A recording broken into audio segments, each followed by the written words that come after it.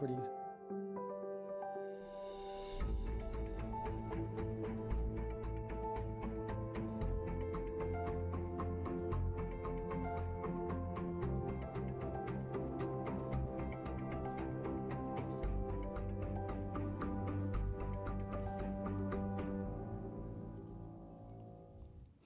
Okay, well, good afternoon, everyone. Welcome to the City Council meeting, Las Cruces City Council. Today is Monday, December 4th, 2023. It's approximately 1 p.m. Before we have our Pledge of Allegiance, I'm going to ask if you please rise for a brief moment of silence as we reflect back on the brave men and women of the United States Armed Forces as they protect our interests around the globe, as well as the courageous men and women of Las Cruces Police Department and Las Cruces Fire Department as they keep our city safe 24/7, 365.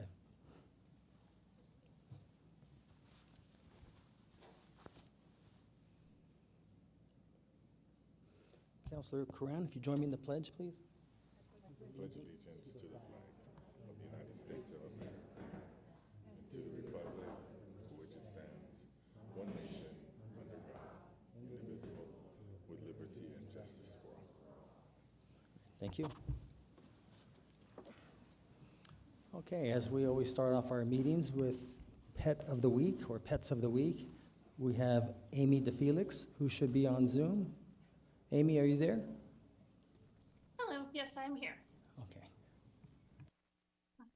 Hello, everyone. Of course, my name is Amy DeFelix. I am one of the rescue coordinators for the Animal Services Center of the Mesilla Valley, and I'll present the Pets of the Week every week. So we'll go ahead and get started. Let me turn off my video and share my screen. Amy, can you speak up just a little bit louder, please? Yes, I might also just be sitting a little bit away from my microphone. Is this better? Yes. Okay, awesome. Alrighty, so we'll start off with our cat of the week, as always. Our cat of the week, his name is Juan, and his number is 69379. He says, I have so much love to give. I am obsessed with being pet, especially on the head, and I will endlessly make biscuits and beckon towards you to make sure you know that I want to be pet. I dream of a loving home for the holidays who won't mind me spending the day cuddling up to them every moment that I can get. And then we also have our dog of the week. Her name is Starla, and her number is 62772. And she says, I am a little on the shyer side when I'm interacting with new people, but I warm up pretty quickly once I feel safe.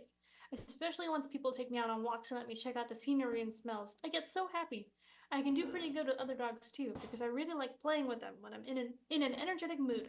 I just want a loving home to feel comfy and loved in. And then we have our events going on. We have our Home for the Holidays adoption special. So that's the entire month of December. All adoptions are going to be only $75. And we partner with the Doñana County Humane Society every year as well for Home for the Holidays. And they're going to be sponsoring the first 40 adoptions. So I believe so far we have 20 animals adopted. So there's 20 adoptions left that are sponsored. So that means they're free to the adopter. We definitely encourage people to come on by and meet some of our awesome pets. We do have an offsite adoption event at Staples. I did not put the date, I apologize, but it'll be this Saturday, December 9th, and we'll be there from 10 a.m. to 1 p.m. We'll also have this on social media, so definitely follow us and so keep in the loop about our events and such. And going off back to our topic of sort of revisiting the points of the talking points that I and a couple of the guests for our October podcast had about responsible pet ownership.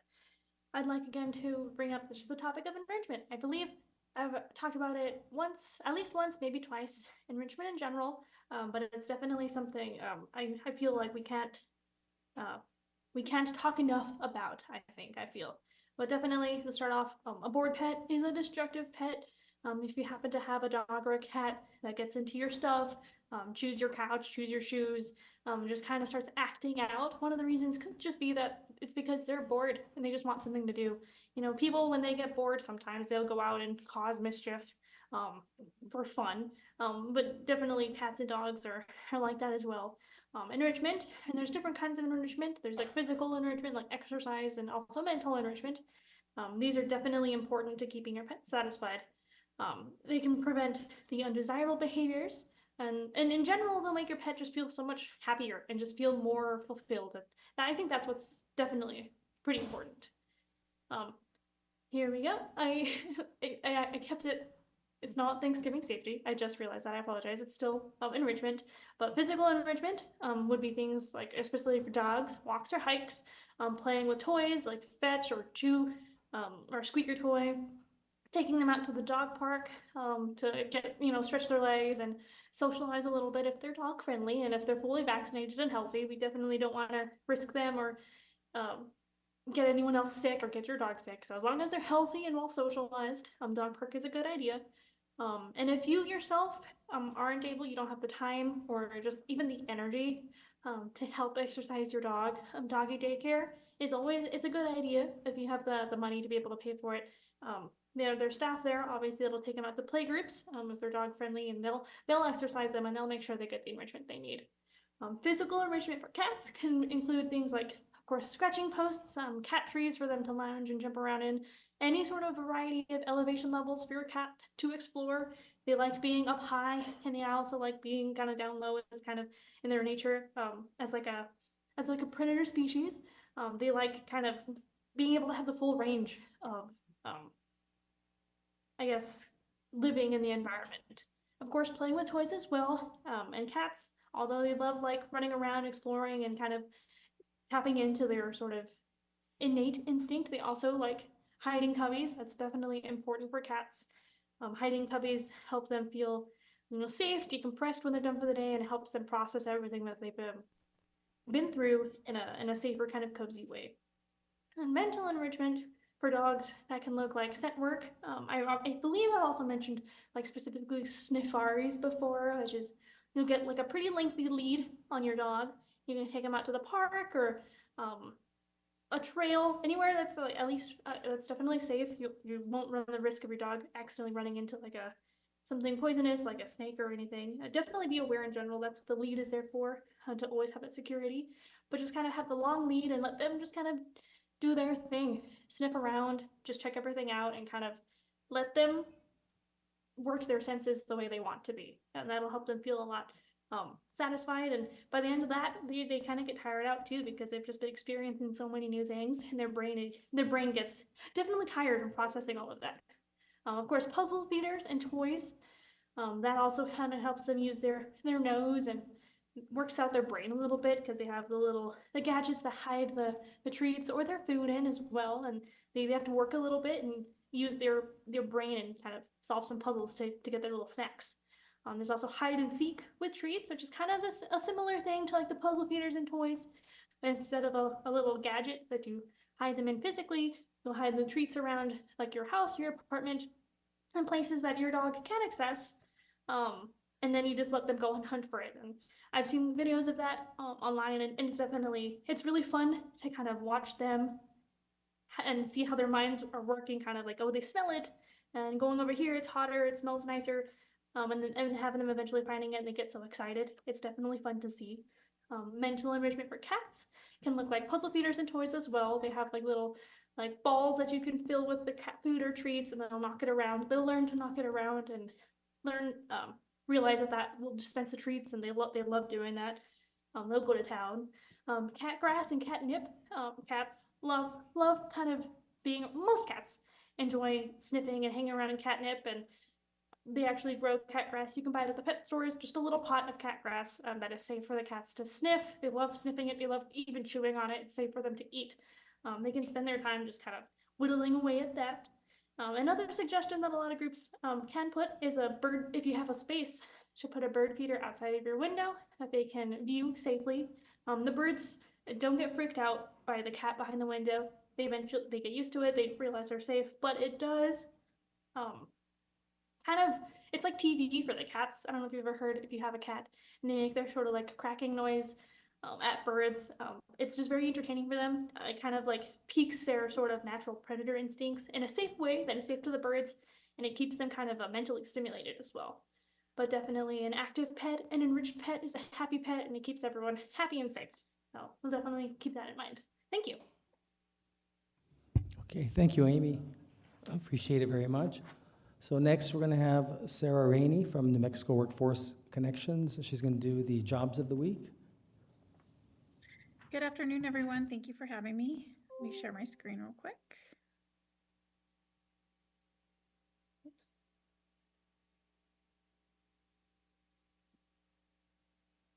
Okay. And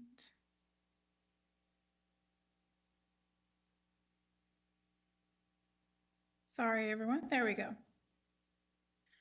So for Jobs of the Week for December 4th, 2023, we have, for the city of Las Cruces, we have a bus operator. Let me move this out of the way real quick. That position pays $19.51 an hour, and that position closes next week on the 11th. Also for the city of Las Cruces, we have a vehicle service worker. That position pays $16.76 an hour, and the position closes on the 11th as well. For White Sands Mitchell Range, we have a purchasing and material administration analyst senior.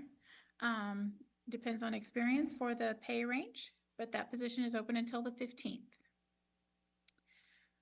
For Adelante, we have a cook site assistant that pays $13.75 an hour. They also have a hiring bonus, so check that one out. That one closes at the end of this month.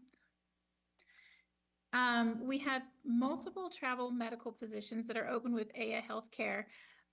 They have actually positions all over the Southwest region. So if you're in the medical field, please check out those positions on our website as well. The pay ranges on all of those different positions. For Amador Health Center, we have a recovery support specialist. That position pays from $18 to $20 an hour, and the posting closes on the 27th. As always, you guys can check us out at 226 South Alameda Boulevard or on our website at employeenm.com. Please check us out on our Facebook, Instagram, LinkedIn, YouTube. We've got all of it, including TikTok now. So feel free to check us out and download the app. Thank you all for having me.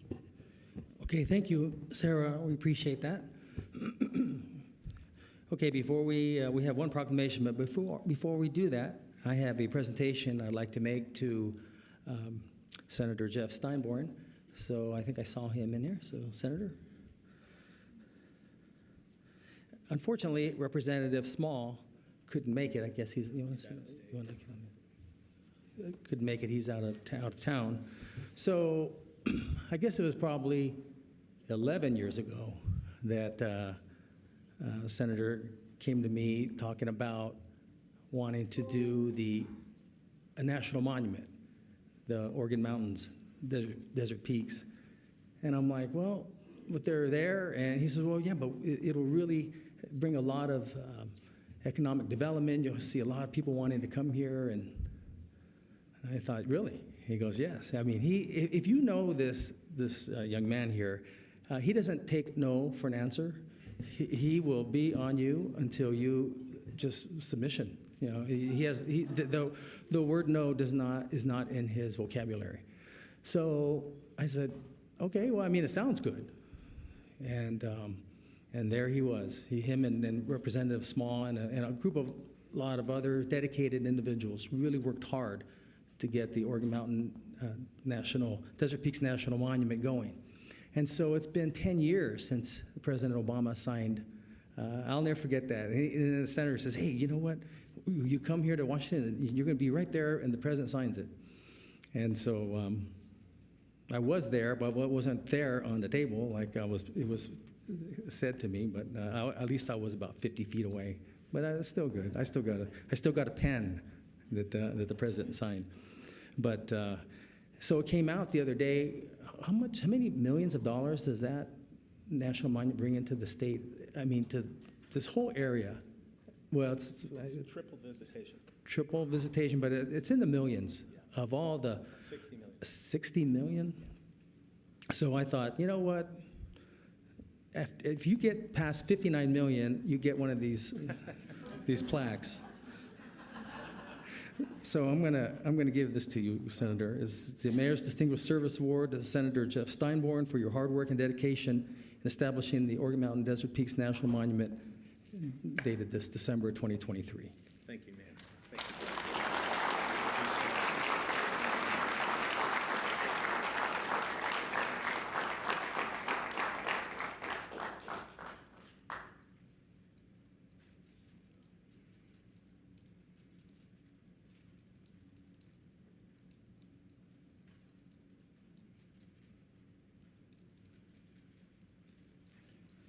And if you would mind, Representative Small, if you could give that to him as well. And Happy to, and if yeah. you'd like to say a few words. Sure.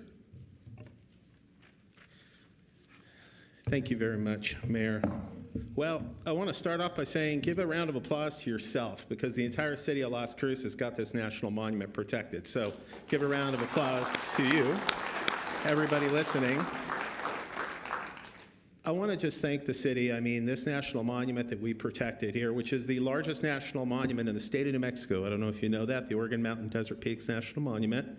It's been an incredible success for our city, but it did take a little bit of vision. It took a lot of education, and I want to thank the Las Cruces City Council, first of all, because the Las Cruces City Council were stalwart supporters from the very beginning, as was the Doña Ana County Commission. But so many in our community, so many of you in this room might have sent a letter, might have shown up at a meeting, some of you before you were elected. Thank you to every one of you that were a part of this story. And I want to, of course, thank Representative Nathan Small. He and I worked together for 10 years, tireless advocacy, bringing the mayor, bringing others to Washington, D.C. And thank you, Mayor. You were always a stalwart supporter. We appreciate that. But, you know, I want to thank those people who have been working on conservation for decades.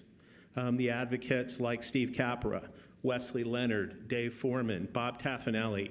People in this community, or people who work in this community, going back 30, 40 years, who identify that the Oregon Mountains and surrounding mountains should be protected. And they actually got these mountains on a path of being protected. And it was through their work and their inventory work of special places here that we then took this campaign and ultimately made a case to the President of the United States and got them protected as a monument. So let's always remember those who brought us. And but otherwise, congratulations, Las Cruces, on this tremendous accomplishment for all of us. Thank you, Mayor. Thank you. Okay, now I'm going to invite Councilor Corin here. She has a proclamation. So you guys are very special. Not only are you going to get a proclamation read here at City Council, but you're going to be, I believe Councilor Corin is going to be reading that, I guess, at the temple during Hanukkah. So, Councilor Corin. Thank you.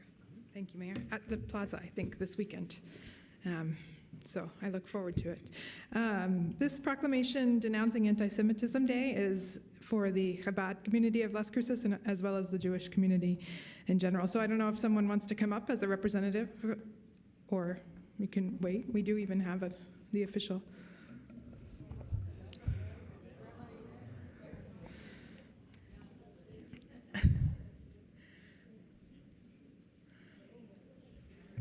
Thank you. Please, yes, you are welcome. Please, thank you.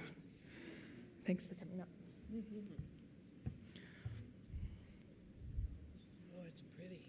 Yeah, we got an official one, thanks to Annette, so we got it. Thank you for coming up. Thank you both for coming up. Whereas Las Cruces celebrates our Jewish friends and neighbors and immense contributions they make to our community, city, and state. And whereas Jewish values, culture, and contributions have helped shape the character of our nation, our state, our city, and our community. And whereas anti-Semitism, including harassment on the basis of actual or perceived Jewish origin, ancestry, ethnicity, identity, affiliation, or faith, remains a persistent and pervasive and disturbing problem in contemporary American society. And whereas the International Holocaust Remembrance Alliance has promulgated the following working definition of anti-Semitism, which has been adopted or endorsed by 43 countries and various agencies of the United States federal government. Anti-Semitism is a certain perception of Jews which may be expressed as a hatred toward Jews. Rhetorical and physical manifestations of anti-Semitism are directed toward Jewish and non-Jewish individuals and/or their property, toward the Jewish community institutions and religious facilities. And whereas, while anti-Semitic incidents mostly directed and intensely affect the Jewish community, anti-Semitism, like all forms of hate, threatens all New Mexicans and Las Cruces. And whereas, in a time of increasing anti-Semitism, we should be vigilant in ensuring people understand and speak out against anti-Semitism when they hear it or see it, and that the city of Las Cruces shows support for the Las Cruces Jewish community. And whereas, as we work to create a city of Las Cruces for all, our city will continue to be a place that welcomes Jewish people and honors their meaningful contributions to our community, city, state, and country. Now therefore we, the mayor and city council of Las Cruces, New Mexico, do hereby proclaim Monday, December 4th, 2023 as Denouncing Anti-Semitism Day.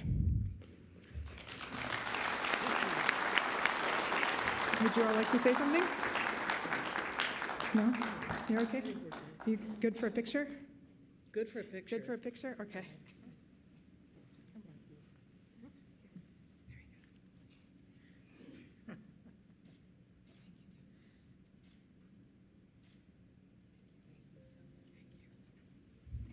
Thank you, Mayor, and thank you, City Council.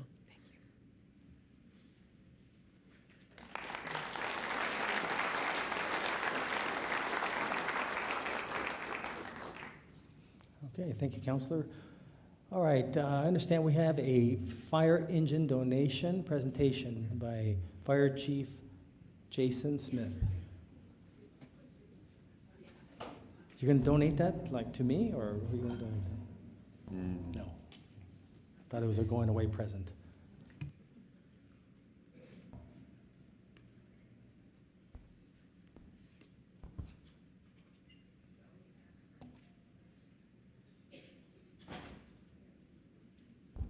Well, good afternoon, Mayor, members of City Council, and the public. Thank you for having us here this afternoon. I'm going to be doing a brief presentation on the donation of a 1915 Ford Model T chemical fire engine that we received recently. So a little bit of a history of the engine. The picture you see there is a delivery picture of the engine when it arrived. It was built in 1915 and then delivered to the city of Las Cruces. It's our earliest known motorized engine for the city of Las Cruces, and it has the serial number F107, designating that it was the 7th unit of that type made that year out of 22. And it is one of two still existing 1915 chemical engines from American LaFrance and Ford. Here's one of our artifact pictures, a little hard to see, but this is our volunteer fire department sometime after 1915. One of those two Model Ts is probably our engine. It's a little hard to tell. As you can see from some of the details there, we don't even know everybody who's in the picture, except for we do know the dog was there. I think that was the first pet of the week that was adopted. So. By the 1930s, the vehicle was no longer in use, and it ended up going out to the scrapyard. But one of our volunteer firefighters, Joe Melendrez, saw it there, and he saved this vehicle. And his family and him enjoyed it for well over, I think, 60 years until 1999. At that point, it was purchased by our benefactor, Wes Mello, and he spent the next 10 years doing an extensive rebuild, the motor, the paint, all the equipment. Here's some pictures of all the pieces taken apart for it. Primered and started to reassemble the engine.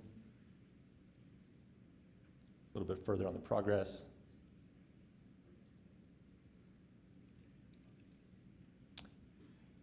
And there it is, complete with Mr. Mello on it, who's actually here in the audience with us, as well as members of the Melendrez family who have come back to see this be donated back to the city. So we've been working the last couple of years with Wes on getting this donated back to the city. It was very important for him to see this go back to its original fire department, and it's been donated back to us by the Mello Living Trust. So there's the picture of it all finished. This was over at Mr. Mello's residence in Oregon. Here it is at its temporary home in Fire Station 3, the day that it was delivered to us last month. Here's a picture of those of us from the station, as well as the gentleman you see in the middle and the brown with the thumbs up. That's Sid. He was our delivery guy. Great guy, like reached out to us, made sure that we could be there for when the engine arrived. He knew we were, well, I was super stoked, So the future for it, we've asked our honor guard to be trained in driving the 1915. So we had kind of a practice yesterday of how to maintain it and operate it. Chief Story will need some tickets excused for us, if that's cool. those things get up and go. So we were driving the 1915. Wes was there, as well as a member of the Model A Club from town, Rick Black. And then Tim O'Brien, one of our battalion chiefs from Bernalino, came down with his 1923 Model T to help us learn how to operate this. There's 3 pedals on the floor, none of them are the gas, just so you know.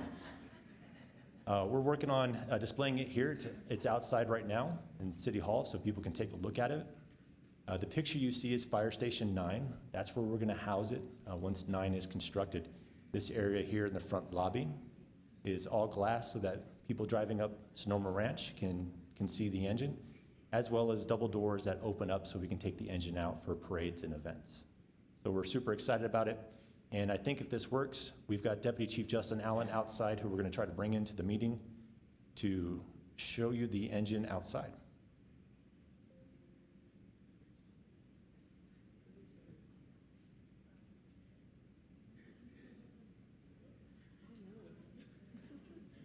It's like one of those fun house mirrors right now.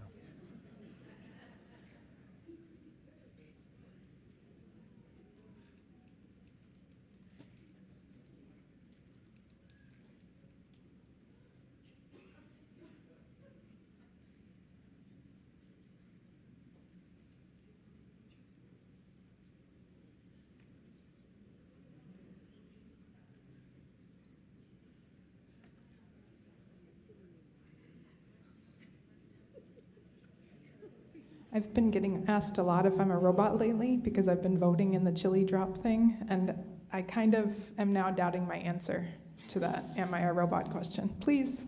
Okay.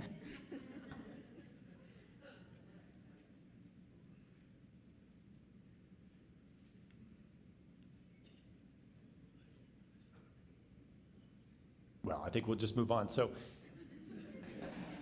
Justin, great job. Not his fault. Technology and trying something new. But at this time, I definitely want to bring up the Melendres family. There's a lot here, including Joe Melendres' daughter, his grandkids, great-grandkids here. So if you all would stand, please, and allow us to give you a round of applause for your family's work.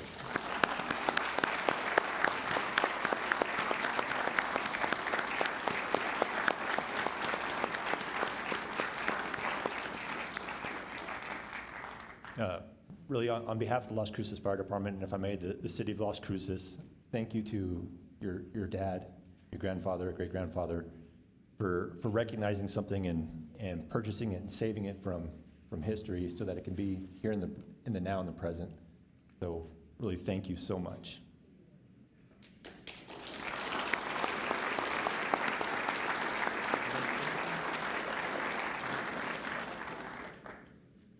And then I'd also like to call up Mr. Wes Mello, because I know there's some points about the fire engine that I skimmed over that I'm sure Mr. Mello can elaborate more on.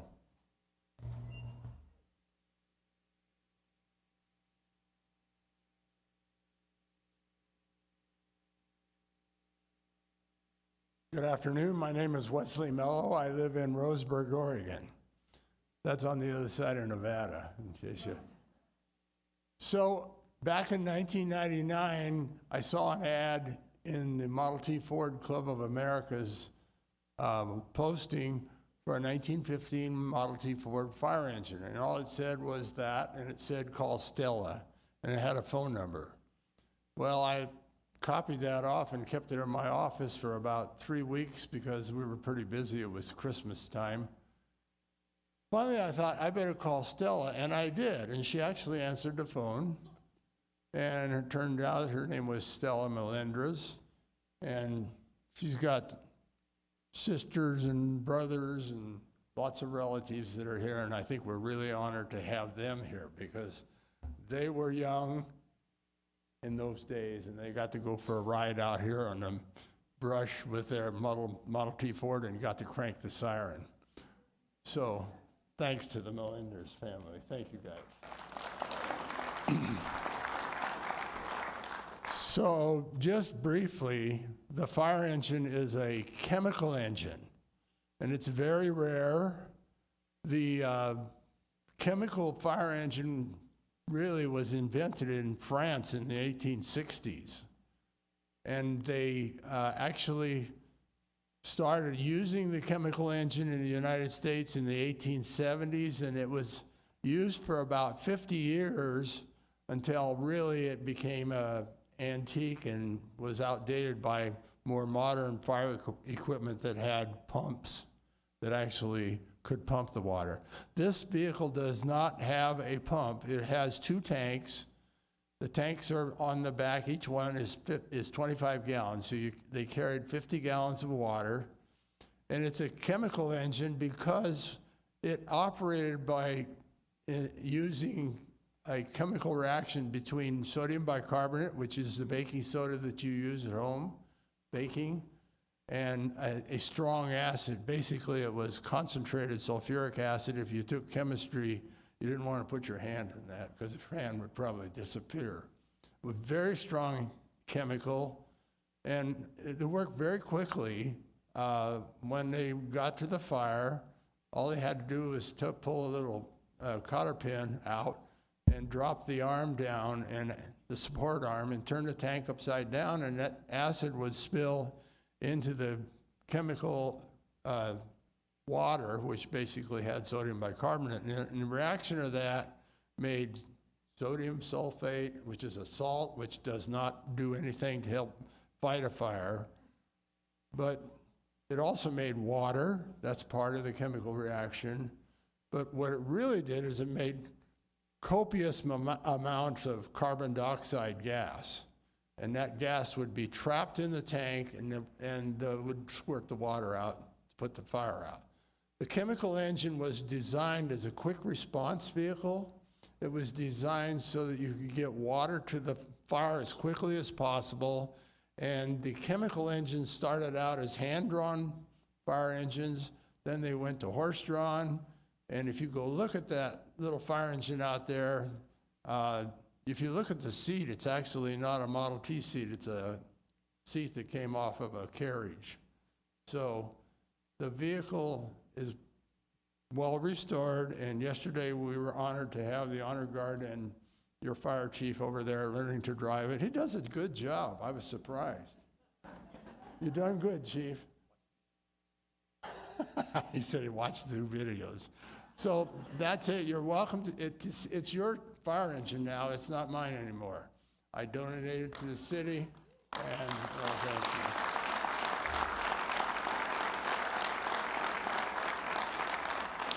So if you have any questions, see your fire chief or see your honor guard guys. They know all about it. Thank you very much. Mr. Mello, before you leave, I'm right here. So let me just understand this. So the Melendres family had it and basically donated it. You reached out to them. They're not from Oregon, right? You're from... Yeah, I'm in Oregon. But you came down to pick it up? Well, actually, yes, I did. I had to come down to Tennessee on business. So I flew into El Paso and rented a truck without knowing what I was buying. Okay. Came up here to Las Cruces, and Joe Melendres was home at his home with Stella, which I believe is the oldest daughter.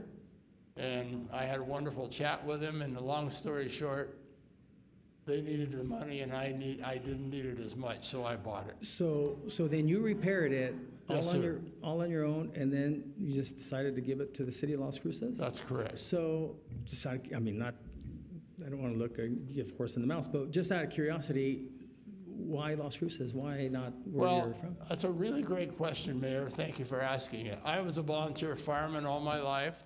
My dad was a volunteer fire chief of the town I was raised in, so I started going to fires when I was probably 8 or 9 years old, and it was exciting. There's a lot of adrenaline running.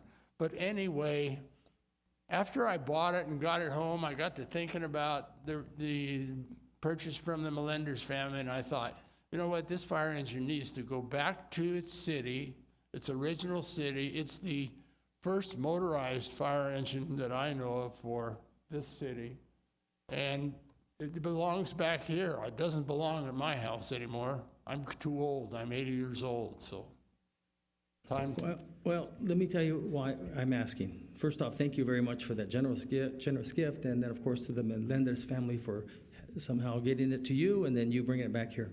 So this is my second to last city council meeting.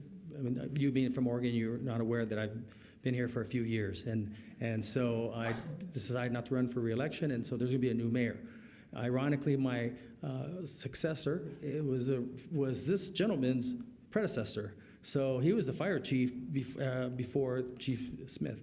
So what I was going to ask, you saw a presentation, an award they gave to Senator Steinborn, but I have seen in the past, I've never done one of these, but I'm going to suggest to the new administration that with that fire, with your engine, the fire truck that you're donating, basically a brass plaque with your picture and your little bit of verbiage there. For you to do what you've done, and that's incredible. For you to, out of your own pocket, and spend all that time where you could easily have sold it for God knows who knows how much, and to bring it back here, did we pay to have it brought here? You paid all this stuff? You know what, Mayor, when I was in the fire department,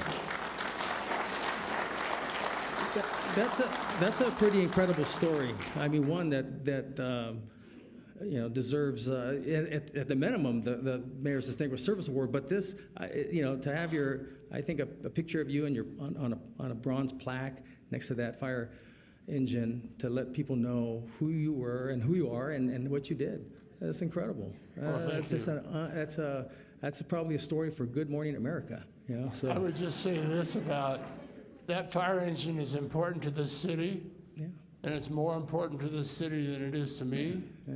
And when I was in the fire service, I was a volunteer the whole time, and I was in 6 different fire departments as the company I worked for moved me around the United States. And I think in 2 of the fire departments that I was in, we got an older fire engine back. Not quite that old, but it was a real honor to get it back, so I just decided, well, the city needs it more than I do. Well, we appreciate it very much, and so like I said, I'll ask the incoming mayor about getting you something there, because it'd be a little bit too hard to get done so quick, especially during the holidays. But I just want to tell you thank you very much for your generous work and efforts and contribution to the city. That's really cool. That's a really neat Thank you, Christmas sir, present. and you guys enjoy it.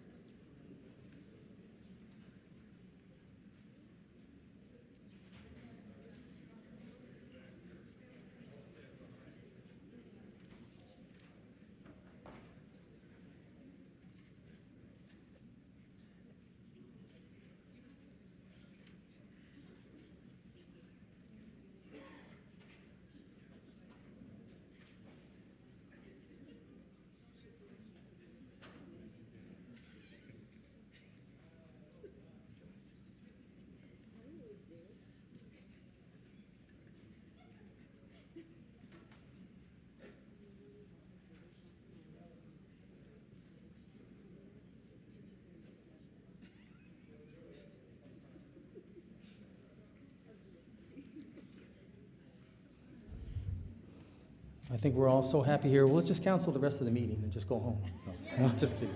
I'm just kidding. All right, so I'm going to have what I call the conflict of interest statement. This is where I'll ask if any member of the city council, city manager, or any city staff has any known conflict of interest on any item on the agenda. None by Flores. None, Graham. None, Abeda. I do have a potential conflict on 8.2, so I will recuse myself for that vote. None, Mayor. 8.2, for a nonprofit. Do you sit on one of the boards? No, one of them is for DACC, and that's where I work, so I don't want to create. I got I you. don't, Yeah, I don't, no, I got it. I just want to make sure. No, that's good. I appreciate that. Did you? Oh, okay. Okay, next we go to public participation. This is where members of the public can speak to council for a total of 7 minutes. 3 minutes for anything that you wish to say, 4 minutes for an item that's on the agenda. Although we ask that if it's on the agenda, if you could wait until that item comes forward. If you can't, if you have to go somewhere and you have to get back to wherever you need to be, please let us know because council can't respond to you.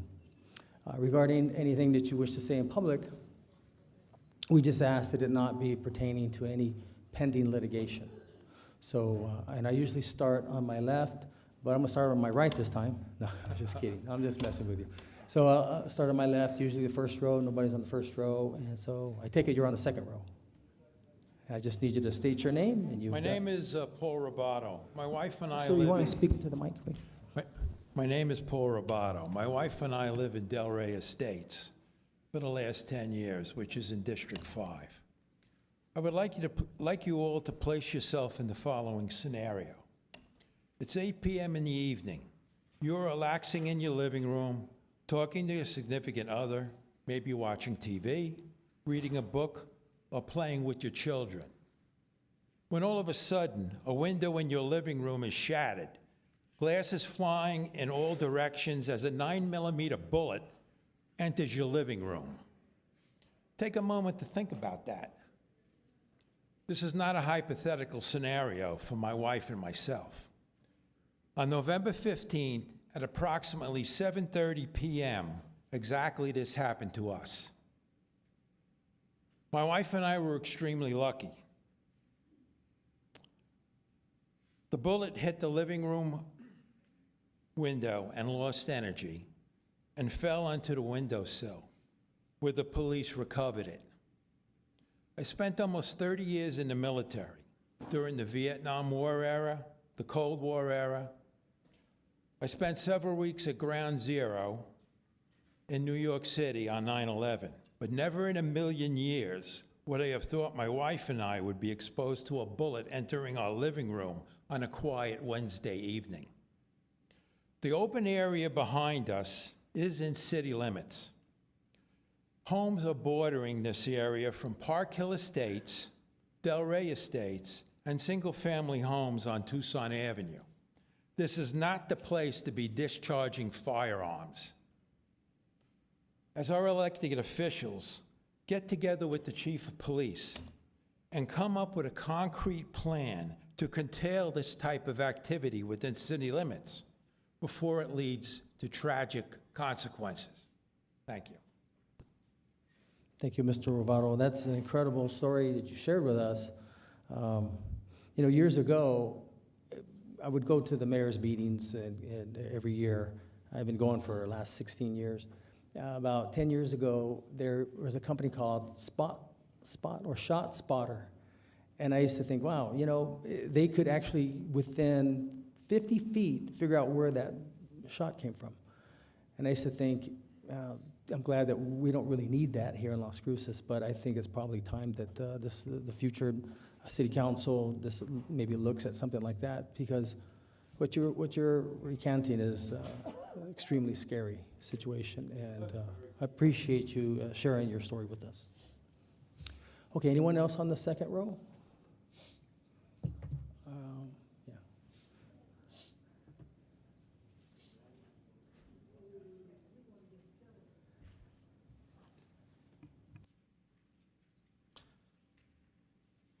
Hello, my name is Raimundo Guillermo Montes.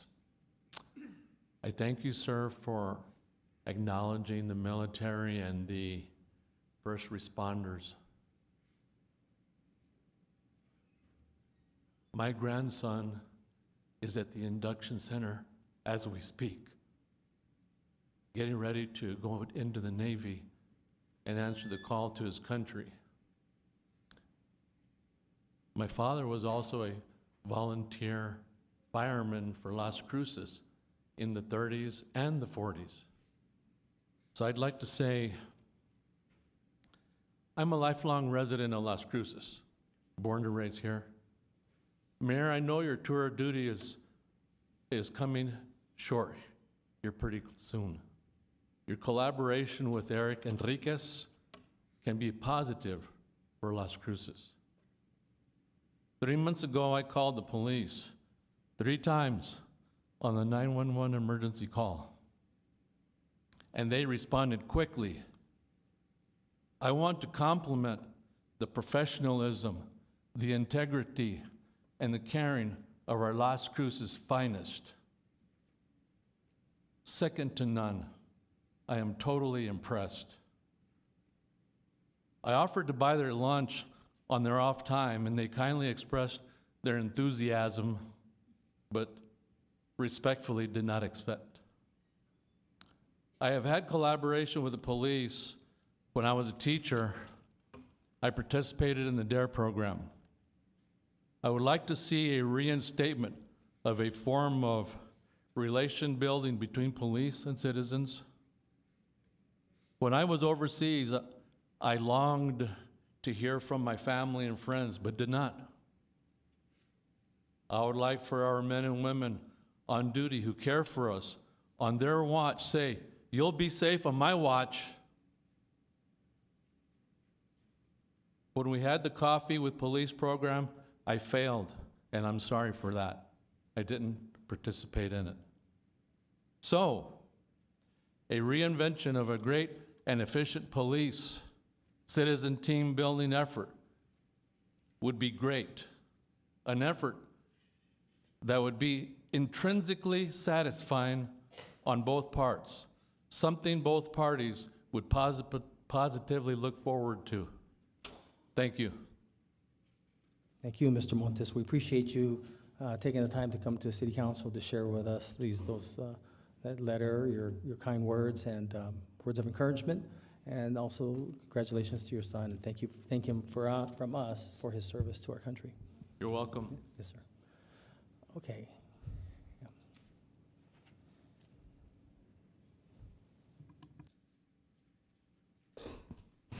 Good afternoon. My name is Diane Starbuck, and I am with Animal Advocates for Change. Last week, I listened to the Animal Service Center of Mesilla Valley board meeting, and in this meeting, Clint Thacker states statistics that they gather from the previous month, which this time was October, and the kill rate for the shelter was 41%, which is bad. Okay, nobody wants to hear numbers like that. They're hard to hear, but unfortunately, this is the kind of range that they have been in for the past few years. Also during this meeting, Michelle Correa, if I'm saying her name wrong, forgive me, she's in charge, runs the SNAP program for the county, and she was saying that if she didn't have more money, that she would not be able to do as much for next year as she did last year. Our rescues and the shelter, you know, they're begging for volunteers, they're asking for money, they're overworked, they're overwhelmed. What we really need is a fully funded, phased in, required spay and neuter program.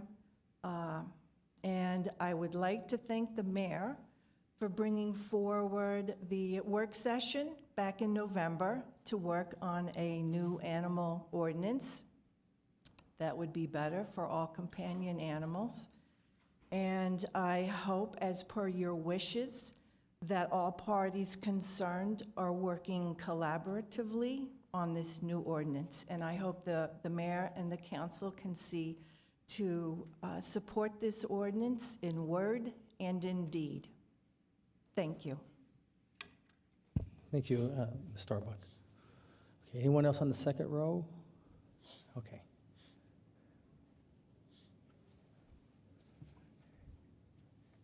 Either you're ready to let us have it, or you've got a really neat thing to tell us.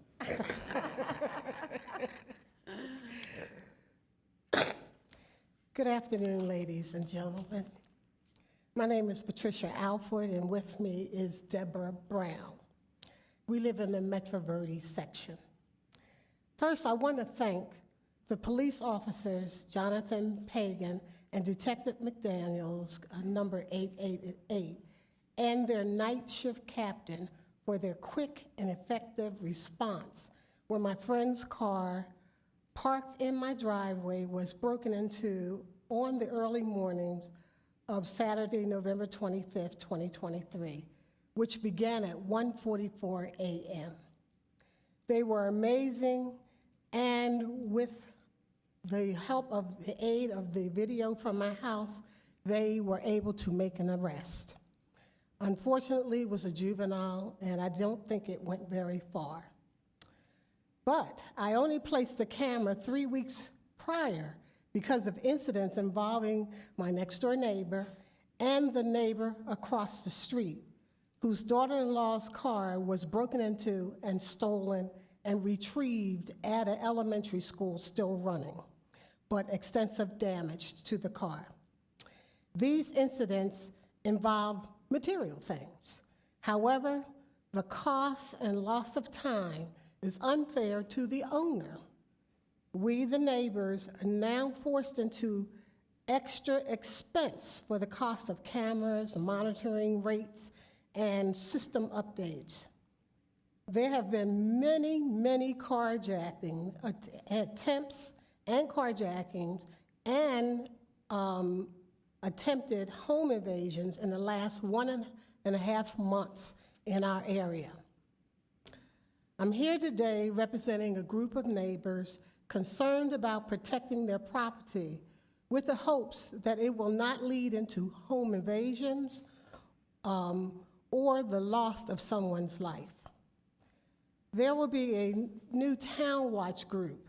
Our volunteerism will only focus on observations. We only want to be the eyes of the area and contacting the police with as much information to give them to apprehend the perpetrators.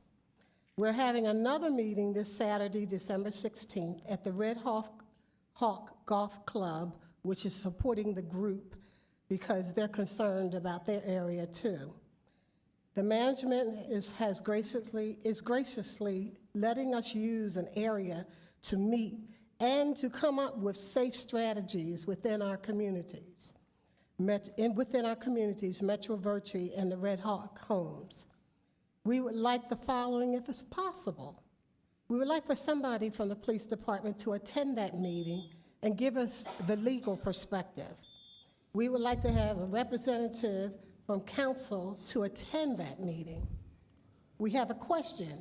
Is there anyone who trains Town Watch groups on how to be safe and not intrusive to the community? Excuse me, Ms. Alford, I'm sorry, but your time is up. However, if you want to leave your contact information here, I'm sure, I believe under the chief story, there's a neighborhood watch coordinator that can help you work on what you're trying to do, which I have to commend you and applaud you for that. The two things that the city council is looking to do in the future is, first off, is the mobile vans that have cameras in them, primarily for speeding, but also can be used for various other things. And then also, I think the police department just purchased about 6 more, what they call eyes in the sky, where they can actually kind of do a 360 rotation of a particular area. I have to tell you, I've been, of course, involved in local government for 30 plus years, and what we're experiencing in the last few years is unprecedented. And I would always keep up with our neighbors in El Paso. El Paso is always the largest, safest city in the United States. Very rarely did you hear about homicides or stabbings or shootings over there. And that was almost like my correlation. If crime was up there, it just seems like, unfortunately, it's not only up in Las Cruces, but it's up nationwide. Because although I just left my last Conference of Mayors meetings a few months ago, that discussion is nationwide. Every city, whether you're 2,000 population to 2 million, it's just, I don't know what's going on with, it's just people are, I don't know if it's, whether it's lack of financial resources that they feel they have to steal to break in, to do whatever they need to do, or I don't know. But I want to commend you for what you're doing, because I think you're setting the example of what other neighborhoods need to do, but I'm confident that the police department has neighborhood watch coordinator that can help you. So if you can leave your information with the, Sorry, can I just ask, sorry, Oh, what yeah. time is the meeting on Saturday? oh, this is your It's at representative. 2 p.m. I'm your person. Okay, I'll be there. 2? 2? Is that what they said? I thought that's what it says, but I'll get your Yes, information and that I'll would be get good. back to you. Please, yes, thank Okay? you. But we are doing everything we Yes, possibly can. I'm thinking of a model, I'm from Philadelphia originally, and there's a model where they had the citizens sort of like look out for things, but they have a police officer that helps them. They said their crimes are down 70%. Oh, I would That's imagine. something to think about. ma'am. We have to work together, the police department, the city, and the citizens, taxpayers of Las Cruces. And I thank you very much for taking the time to Yes, listen ma'am. to us. Thank you. So we'll get you our information.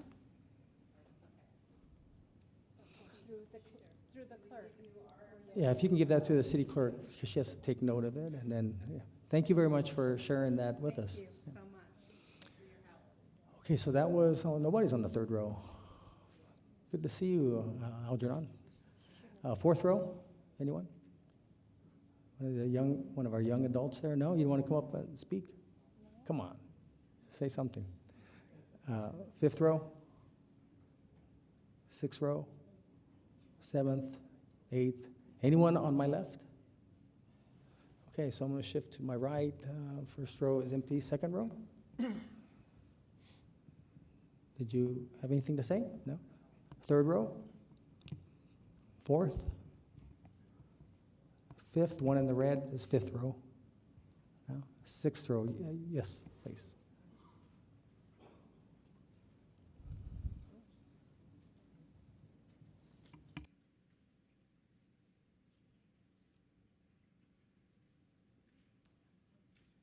My name is Jacob Pruitt, and I live just off of Spruce, close to Sierra School. And there's a tremendous disconnect between the public works and road closures and Roadrunner Transit.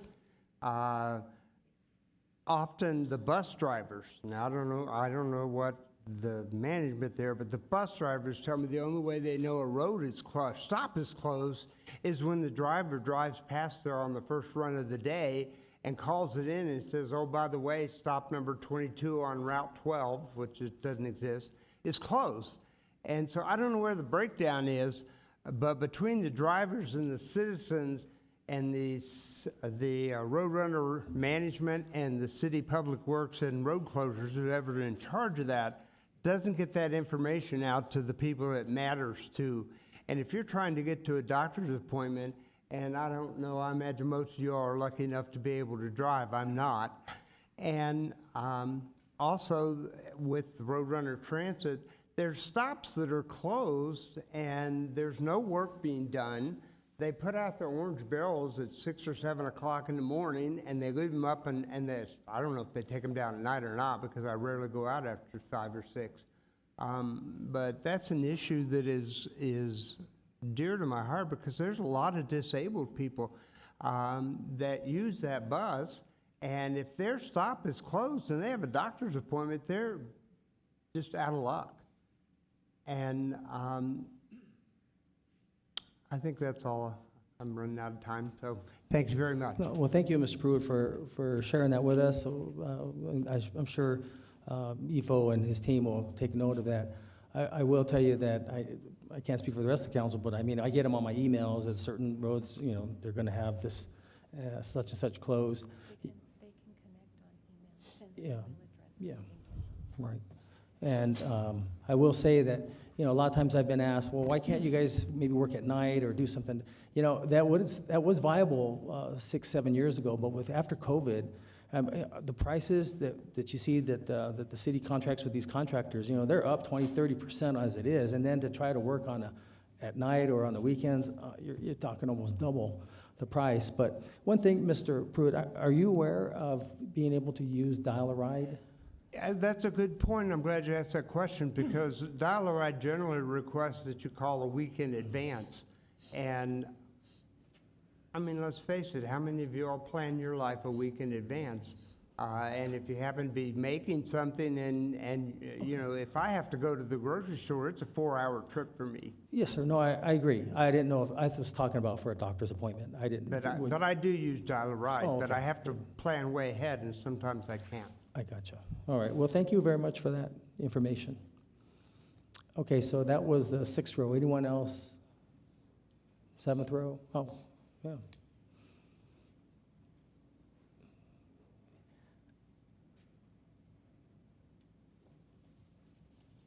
I just need you to state your name, please. Hi, good afternoon. My name is Nicholas Navarez. Oh, sorry, I'm with the ACE program. I just want to come up here and You're talk with what program? the ACE program, the Academic Career Experience. Oh, okay. I just want to come up here and tell you guys like how good of a program it is. So before this program, I wouldn't be able to look anyone in the eye. I couldn't give out a handshake. I couldn't speak to anyone in front of anyone like this. So I just wanted to point out like how good they do for us youth, and they really push us and strive us to do better in our lives. So I'm with a aviation program right now with Bellator Aviation out at the Las Cruces Airport, and I've been flying for the past 2 years, and they've paid full expenses. And I'm actually working and striving up to get my private pilot's license here pretty soon. So this pathway has really opened up a big career with me. So now I'm going to the Army, and I'm going to be a Apache helicopter pilot. And I just want to point out like how much they really help you. They put you in front of random people that you've never met before, do job interviews, mock interviews, everything, all of the above. Teach you how to write your own, resume. Sorry, I forgot the word there. They help you write your own resume. They just prepare you for everything that life will throw at you. And I just want to point out like how good they are, and like I know that they've been really trying to work on transportation for us, because there's a lot of students that cannot join the program or keep with the program because they do not have transportation, they don't have cars, maybe their car breaks down, anything of the above. They also do provide suits, ties, dress pants, dress shoes, everything for us, just so we can go and do these interviews. They also have us go to NMSU job fairs, career fairs, all of the above. So I just wanted to point out like how good they are, and like they really do help us out as far as money-wise too, because not a lot of us can pay for that, and that is all. Thank you. Well, yeah. Nicholas, don't leave yet. So, you know, I took a look around and I see a lot of, you know, as I get older, everybody looks young, right? There's a lot of young, really young people out here. So, who is, you pointed to someone. Who's in charge of this program? So we have our 3 Are mentors they over here. on the program later? I'm sorry? Are they on the program later? Okay, so, okay. Because what you're talking about is really a great, sounds like it's a great thing. And in fact, I'm going to make a prediction. Thank you for wanting to serve our country, but you're probably going to be one of the youngest generals. You know, I can see you, and your enthusiasm and your ability to, you know, convey your what you wish to say to us. And so, thank you very much for that. Yes, sir. Thank you. Good luck to you, and good luck to you in your career. Thank you. I appreciate it. Okay, anybody else before we close the public participation? No? All right, well, that will end the public participation then. And I've got a closed meeting statement to read. All right, Las Cruces City Council met in closed session at 10:32 a.m., November 20th, 2023. The following members were in attendance: Councilors Flores, Coran, Bencomo, Graham, Abeta, Gondara, and myself, Ken Miyagishima. Staff present was Linda Samples, City Attorney, Brad Douglas, Deputy City Attorney, Ikani Tamopeo, Assistant City Manager, Philomena Hausler, Outside City Attorney, Barbara De Leon, Chief Administrative Officer, Sonia Delgado, Assistant City Manager.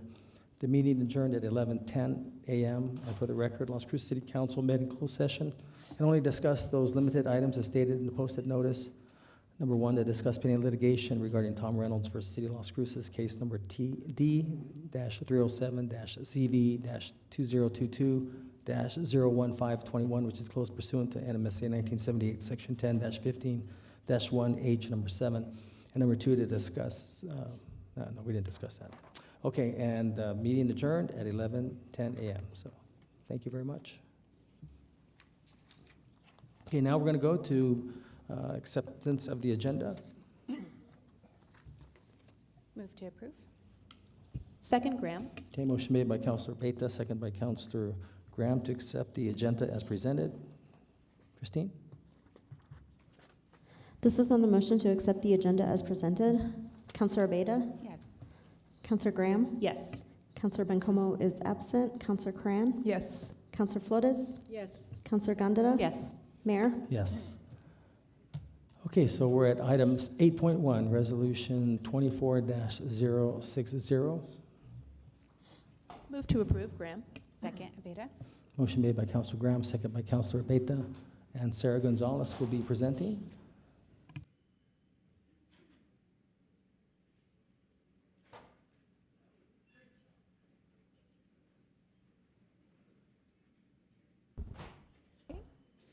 Good afternoon, Council. This is a variance appeal for 4093. Oh, yes. I swear you in.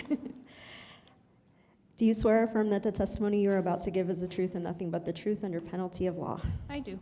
Thank you, sir. This is a variance appeal for 4093 Winter Street. Property is approximately 649 feet north of its intersection with Holly Drive and Winter Street. It is approximately 0.12 acres in size. Property is owned R1BC, which is our single-family, high-density conditional, and has a single-family residence. Here's a zoning map of the subject property in the surrounding area. There is multiple family or single-family uses, as well as a mobile home park located to the west and to the south. Everything else was either annexed into the city, located to the north. That's why it's R1AM, which is mobile, so a lot of them are mobile homes. Here's an aerial map of the subject property highlighted. As you can see, the property in question does have a carport located within the front. That is why we are here for the appeal today.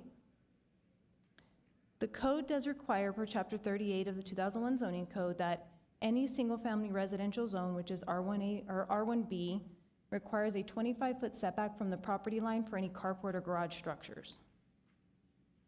On September 26th, the Planning and Zoning Commission denied the request 2-4, with one commissioner absent, for the following findings.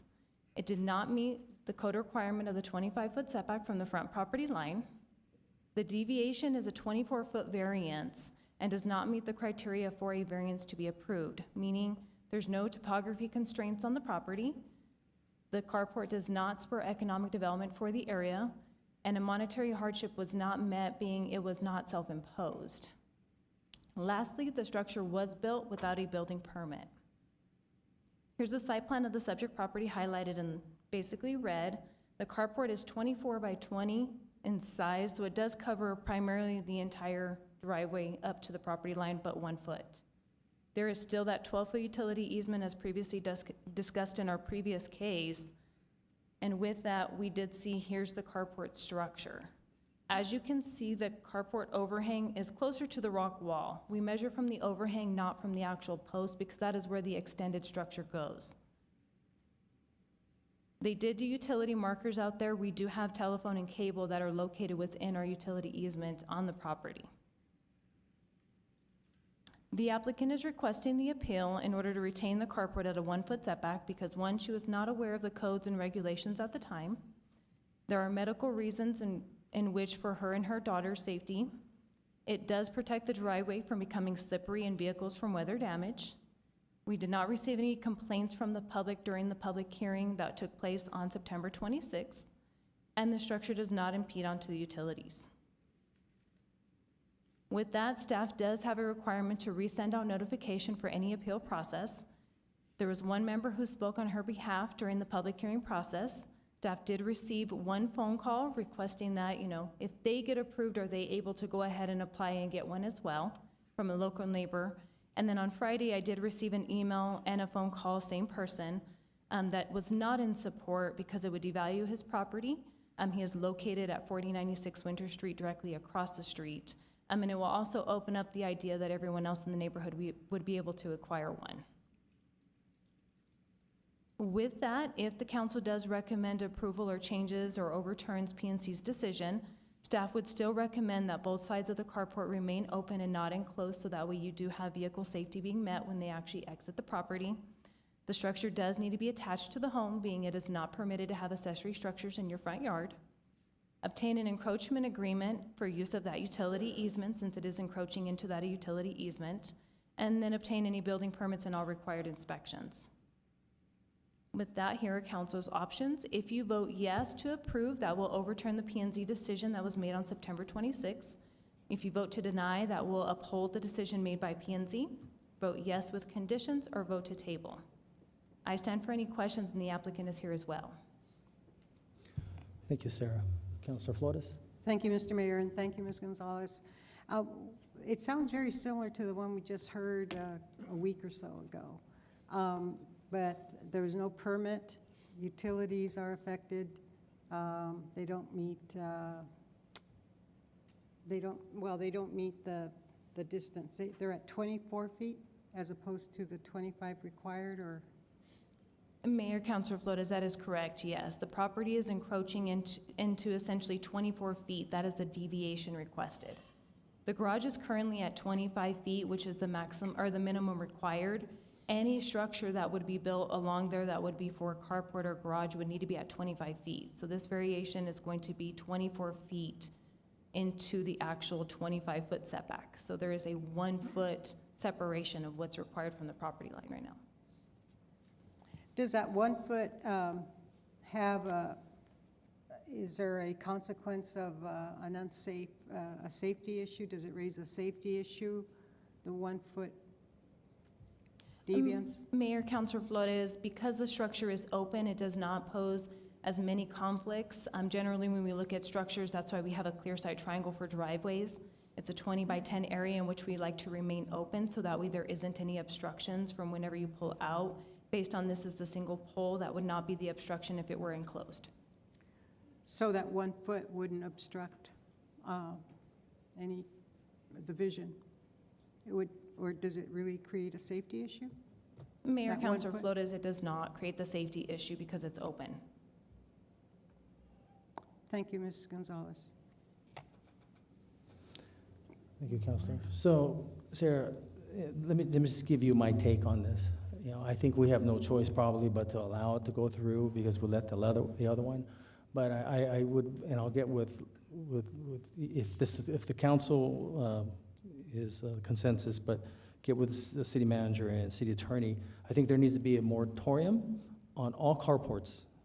I mean, and then so that council can draw up a resolution or ordinance, because if not, it's just going to continue going. So the moratorium would stop any carports that that haven't been filed with this community development.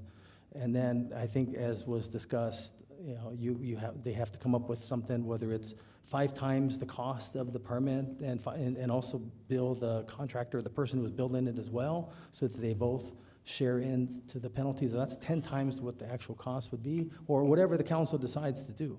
I mean,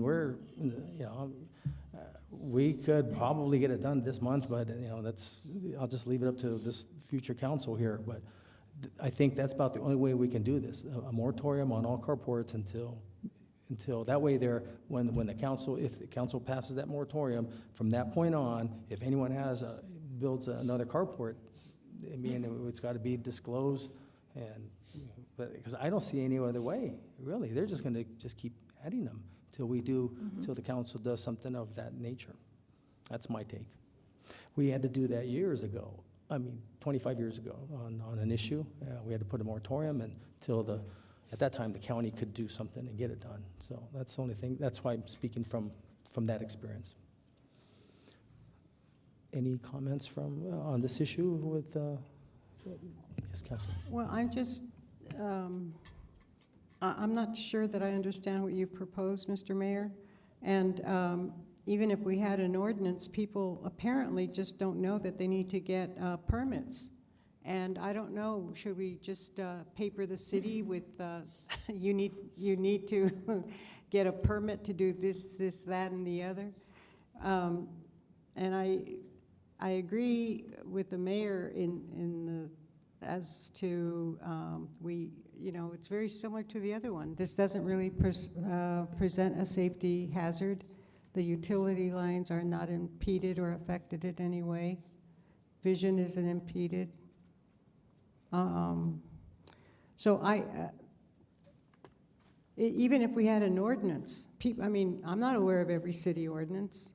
You know, I'm just not. Counselor, what was discussed at that it would be, they would still be allowed to do it. It's just that the fine, it'd be like 10 times what the actual cost would be. Five times for the applicant, 5 times for the person who built it. That's all. Oh, I see. Fines, yeah. But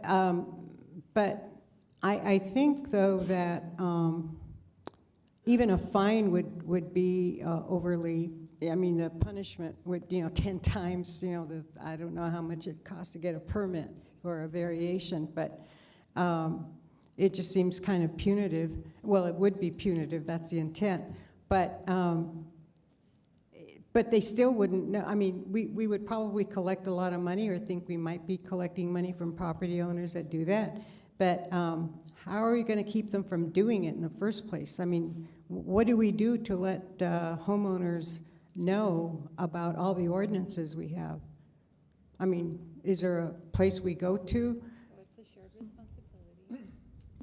Counselor, you could put it in the utility bills, a little flyer saying you need a permit, you add onto your house, or something like that. There could be a campaign done by the communications office. It would have to yes, there would have to be a campaign, but I'm just posing these rhetorically to you, Ms. Gonzalez, because I think there's an element of unfairness. And I know that ignorance is no defense, to anything that's unlawful. But it just doesn't seem fair, that's all. And what steps has the department taken since our last hearing? Has the city been papered with follow your ordinances? Mayor, Councilor Flores, no, it has not. Being that we are now currently going through the code rewrite, we have gone through some of those ideas to see if there's things that we can implement and change because these processes are taking place. As far as getting the information out there, it's always, we do have public that comes in and talk to us. Sometimes it's, you accept it, or sometimes it still happens without permit. Sometimes it's known, sometimes people do know and wish to not follow those regulations, and sometimes we do have, constituents who do follow regulations. All of our codes are online. All of the city's website publishes everything. It's very difficult to get the information out individually, except for we try to do our postings, through Facebooks, through anything we can do on public websites. Our community development website has all of our building codes, our ordinances.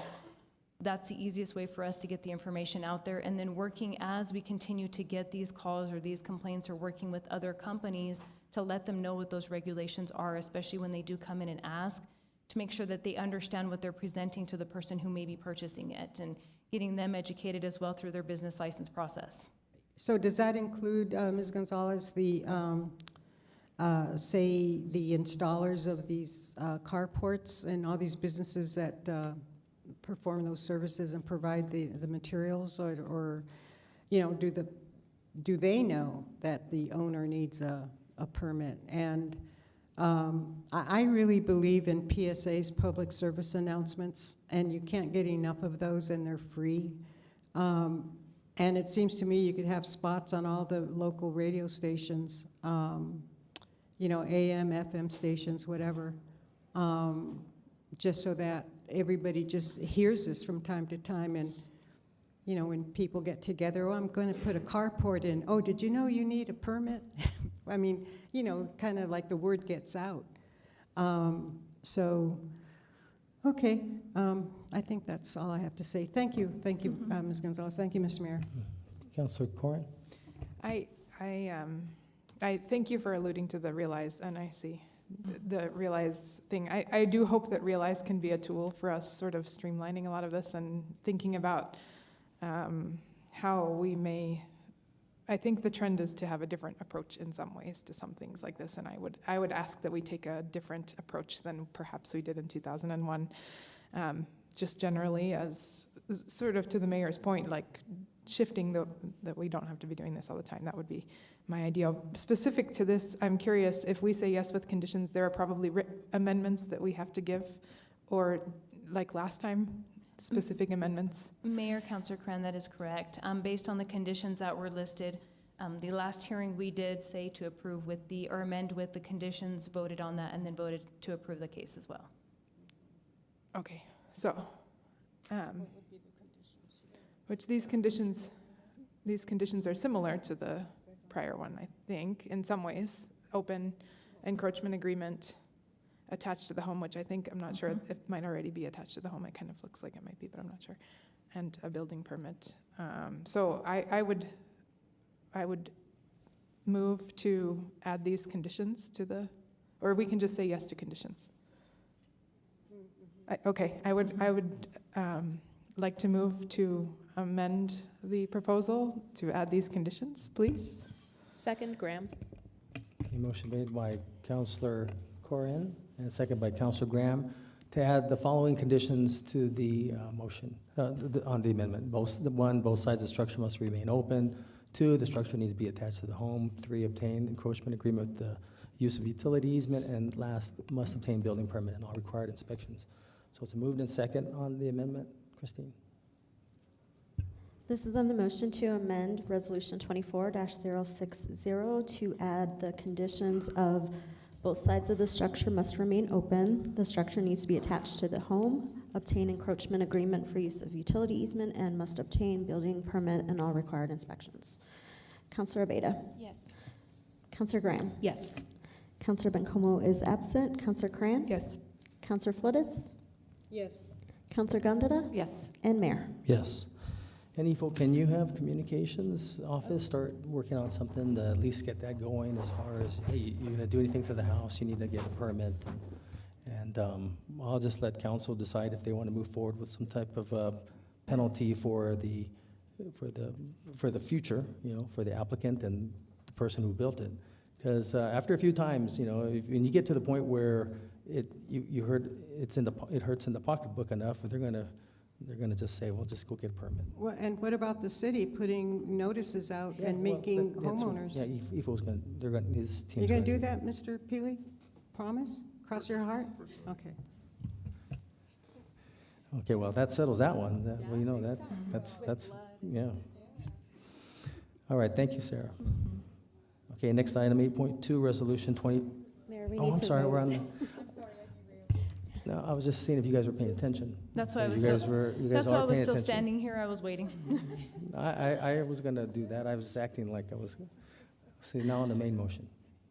This is on the motion to approve Resolution 24-060 as amended. Councillor Abeyta? Yes. Councillor Graham? Yes. Councillor Bencomo is absent. Councillor Cran? Yes. Councillor Flores? Yes. Councillor Gondeta? Yes. And Mayor? Yes. Okay, now we're at item 8.2, Resolution 24-061. Move to approve. Second, Graham. Motion made by Councillor Beta, second by Councillor Graham, and Irene Pata will be discussing.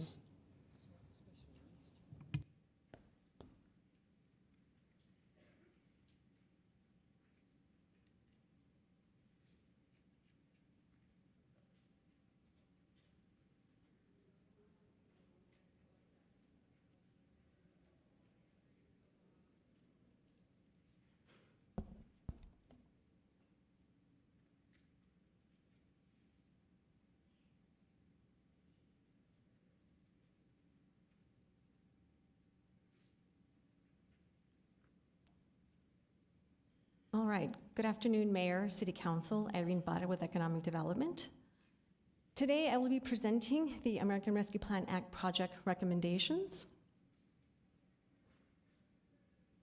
To review, the city allocated a total of $24.7 million in direct funding from the U.S. Treasury through ARPA, of which $10.4 million was set aside for community and economic development initiatives.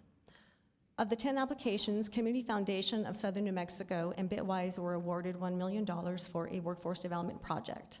However, when we received notice that Bitwise would be filing for bankruptcy, we received, excuse me, a recommendation from City Manager, to submit new workforce development projects for consideration. I think IT is trying to remove a window. Or move it back, sorry.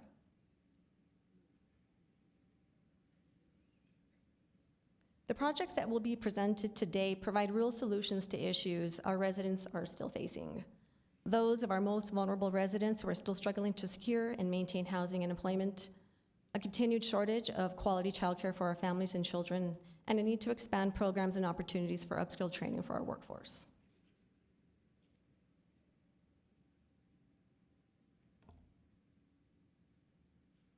The first project that we are proposing is a transitional job training program. Funding for this project will support a 4 to 6 week job training program for those at or below the poverty level, including those experiencing housing insecurity, with the goal of re-entering the workforce. We will be partnering with Doña Ana Community College and are budgeting $240,000 for this project. Las Cruces residents continue to face economic hardship caused by the COVID pandemic, specifically those at or below the poverty level and those experiencing housing insecurity.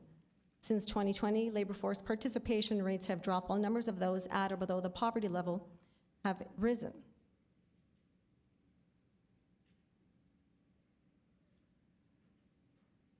Recent data provided by the U.S. Bureau of Labor Statistics shows that those with less than a high school education are experiencing a higher rate of unemployment at roughly 10% compared to those with a bachelor's degree or greater at 3.8%. When examining labor force participation rates, rates are significantly higher for those with a bachelor's degree or more at 83% compared to those with less than a high school education. It is essential, therefore, that we provide opportunities for our most vulnerable and underserved populations to gain the skills and education needed to re-enter the workforce. DACC's Career and Life Skills Academy will customize training to help participants build a blueprint for employment, developing a personalized plan for long-term employment and career pathway options, emphasizing personal discovery, career exploration, financial and computer literacy, self-advocacy, and community engagement. Paid employment alongside healthcare and housing plays a crucial role in the efforts to eradicate poverty. This initiative seeks to capitalize on individuals' unique abilities, build upon their experience and education, and equip them with the knowledge and skills necessary to establish a sustainable path towards long-term employment.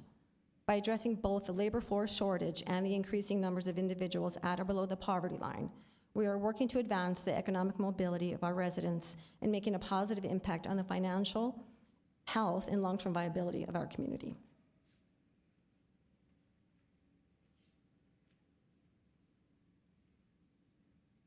The next project that we're proposing is a child care provider program. Funding for this project will support a 2-year accelerated program for registered home providers with the goal of transitioning to a licensed 3-star provider. We are partnering with Engage and are budgeting $300,000 for this project. Las Cruces residents are still struggling to find child care providers. Although the state of New Mexico recently extended the free child care program for those at or below 400% of the federal poverty line, this will help to address the cost of child care. However, the lack of quality providers and long wait lists remains an issue. Trends in the number of licensed and registered child care homes in Doña Ana County saw a 37% decrease between 2020 and 2023. New Mexico Early Childhood Care Services encourages child care programs to meet higher levels of quality. In 2012, a new rating system was introduced by the state called Focus, an online self-paced accreditation program focusing on assessing, improving, and communicating the level of quality in early childhood education and care settings. The Focus system assigns quality ratings or star ratings ranging from 3 to 5 stars to child care providers based on a number of factors, including full participation of the child, health promotion and development screenings, professional qualifications and training, and continuous quality improvements. Other criteria include teacher and student ratios and classroom planning.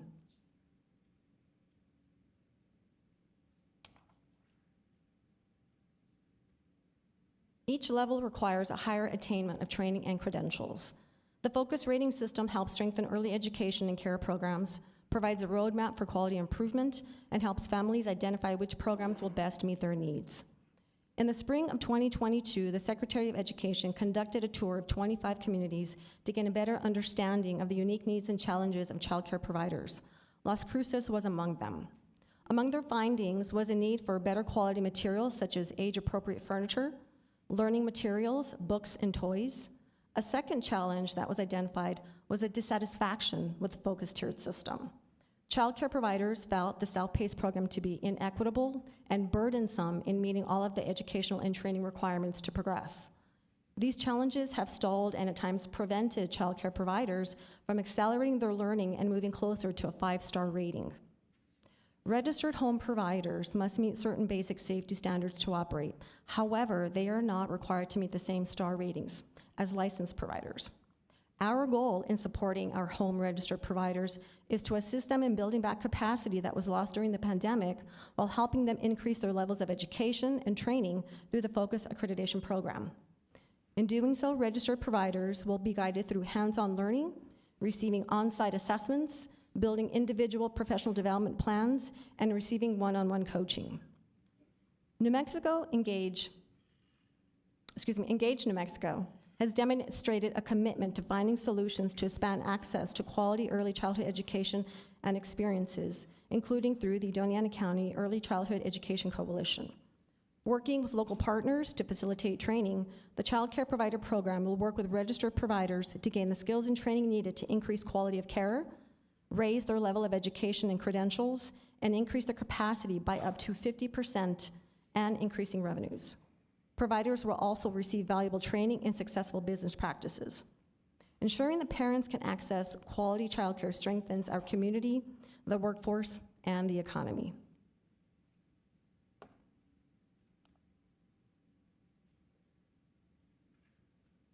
The next project that we are proposing is funding for an apprenticeship program.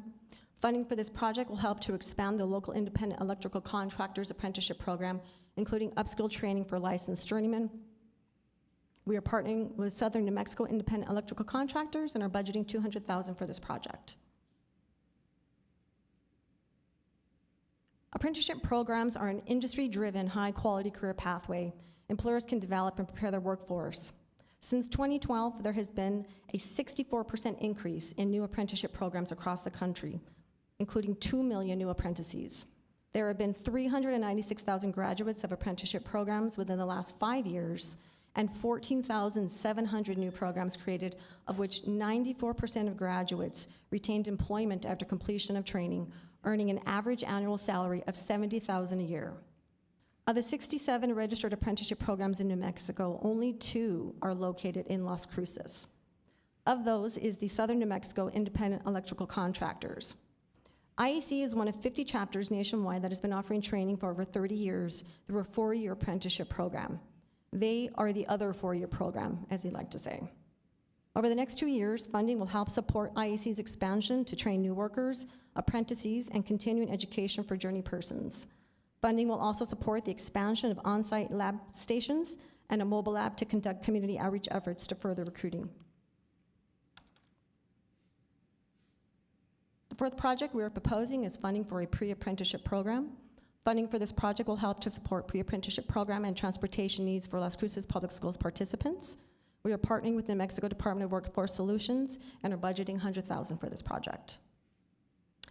As we have just seen, apprenticeship programs are a building block for successful careers, but it is through pre-apprenticeship experiences that individuals develop the interest, the knowledge, and skills to enter an apprenticeship program. By supporting pre-apprenticeship credentialing programs, we are helping students lay the foundations toward a solid career while obtaining valuable training and earning a wage. Working with the Las Cruces Public Schools and building on the success of their work-based learning programs such as ACE, which we've heard from earlier, the pre-apprenticeship program will provide students with valuable hands-on experience, support for transportation needs, so that those students who wish to participate, who don't have access to transportation, will be included in this program as well. They will also be gaining up to 400 hours of training and mentorship and building a highly trained and ready workforce for our community. The final project that we are proposing funding for is advanced manufacturing training. Funding for this project will support upskill training for the manufacturing workforce, gaining industry certification surrounding automation and advanced manufacturing. We will be partnering with Mesilla Valley Economic Development Alliance and are budgeting $100,000 for this project. The pandemic had a significant impact on a number of industries, including manufacturing, affecting access to materials and disrupting supply chains. The industry, however, used this disruption to seek advancements in new technologies. A report commissioned by Movida identified 4 major roles in demand by clients engaged in advanced manufacturing based on their talent demand volume, hiring growth, the amount of education and training needed, level of experience required, and the volume of talent with transferable skills. The following roles include logisticians, automation technicians, sustainable manufacturing process technicians, and advanced machine operators. Manufacturing roles of the future will require digital skills and the ability to problem solve. Since 2020, the demand for these roles has increased significantly. Logisticians have seen a 54% growth rate. Automation technicians have seen a 67% growth rate. Sustainable manufacturing process technicians have seen a 35% growth rate, and advanced machining operators have seen an 18% growth rate. With access to a workforce pipeline, educational institutions available to provide the necessary training, and a region with one of the largest manufacturing distribution centers in North America, investing in advanced manufacturing training would enhance the region to attract intelligent manufacturing. Working in partnership with Movida, this project will focus on assisting employers in upskilling their current workforce to gain the training and certifications to meet the current and future demands of the manufacturing industry. In total, we are proposing 5 projects for a total budget of $940,000, with an additional $60,000 reserved for additional programming and administrative costs. Following our council options, and I stand for questions. Very good, Irene. Councilor Flores. Thank you, Mr. Mayor. Thank you so much, Ms. Parra. Can you go back to page 12, slide 12, whatever it's called? Yes. So this adds up to $940,000, and then $60,000 is reserved, so that's $100,000. Was that the amount that had been allocated for Bitwise? $1 million was allocated, yes. So, so with the additional $60,000, it'll be $1 million. Correct. Okay, and as far as, first of all, I want to thank you for this. This is absolutely wonderful for all around. It's really keeping up with the times. It's keeping up with technology. I think it's really giving our youth a real menu of where they can go, and they can even go further from there. And so thank you for that, and especially for the child care. That I think sometimes really impedes men and women who have children who cannot participate, even though this is geared for, well, the apprenticeship program and all that, and the training. Well, the apprenticeship and the pre-apprenticeship is geared for high school students, because I saw that LCPS would be participating. So Mayor, Councilor Flores, the pre-apprenticeship is focusing on supporting training for Las Cruces public school students. The apprenticeship program is for those older. Oh, yes. Older. Yes. And then, okay, so the only one that's working in conjunction is with LCPS is pre-apprenticeship program, and the others are working with the ACC? So the Mayor, Councilor Flores, the transitional job training program, we will be working with the ACC. The child care provider program, we are partnering with Engage. Engage, right. Yes. And then the apprenticeship program, we're partnering with IEC, pre-apprenticeship with New Mexico Workforce Solutions, and then Movida with manufacturing. Great. Thank you so very much. Thank you. Thank you, Mr. Mayor. Thank you, Councilor Beta.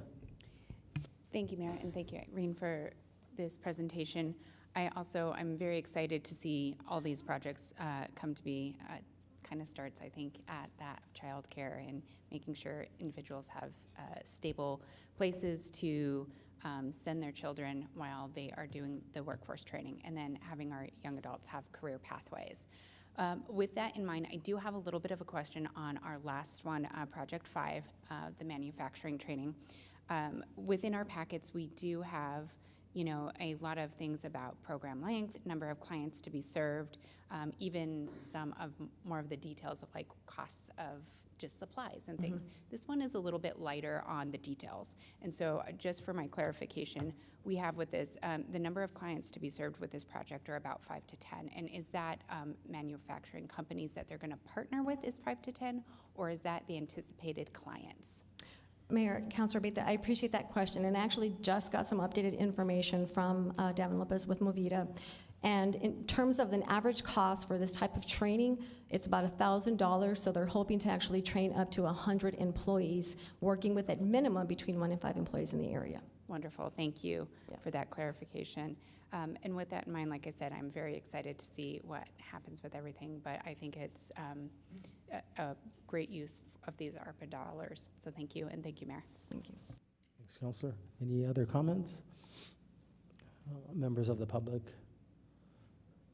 I have to agree that I think you and your team did a fantastic job in being able to redistribute the money that was going to go to Bitwise, and I wondered how you all were going to come up with that, and you did a great job. But you're touching on so many different things and the young people that are out here today, very representative of at least one of them. So thanks.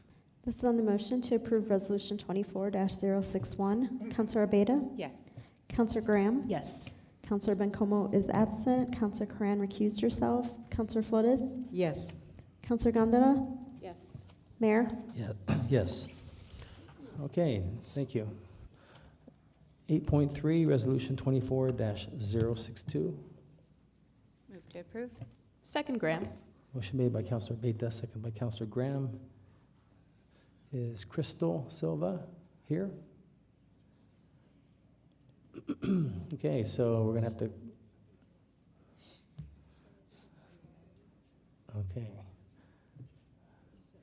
When did you change your name?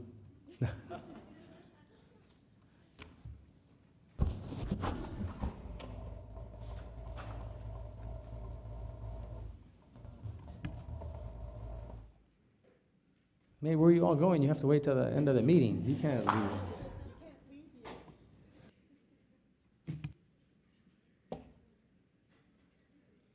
That's literally take the money and run, huh?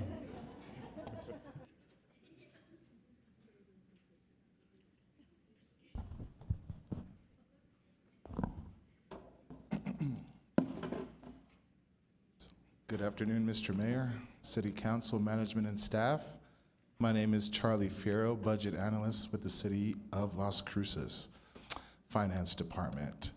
So today before you, I bring a presentation that's going to highlight various projects that we have here in the City of Las Cruces. In this case, we're receiving money, so I'll be establishing the corresponding budget for FY24.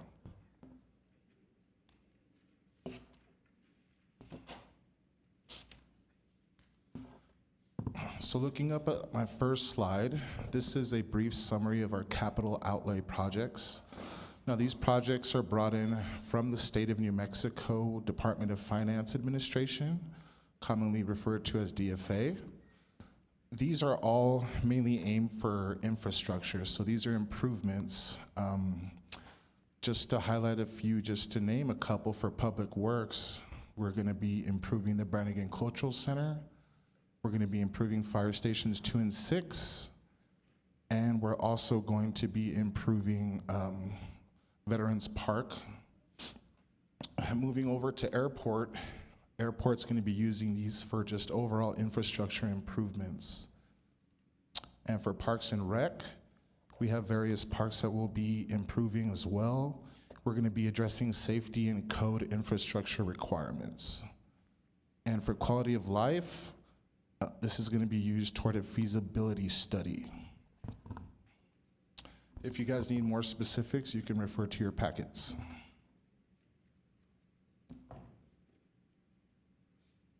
So my next slide is going to be a federal grant.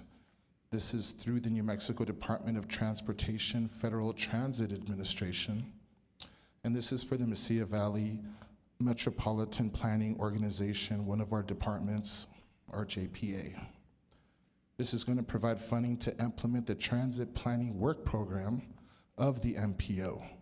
In this case, there is a match, $27,525. Similar to the previous slide, this is through the Federal Highway Administration, also through New Mexico Department of Transportation. In this case, there is also a match of $62,918. And this is going to provide funding to implement the Unified Planning Work Program of the MPO.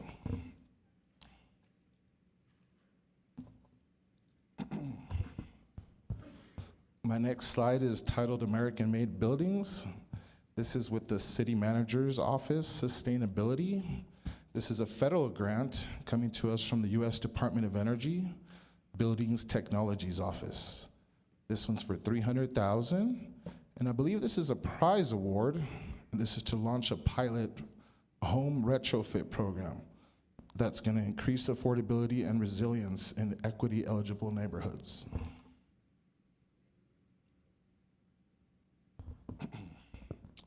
My next grant is titled Creative Industries. This is coming to us from the New Mexico Economic Development Department. This is with Quality of Life for $100,000, and this is aimed to support local artists and businesses within the creative economy. This is an interesting one because it's a collaboration between two city departments, Quality of Life and Economic Development.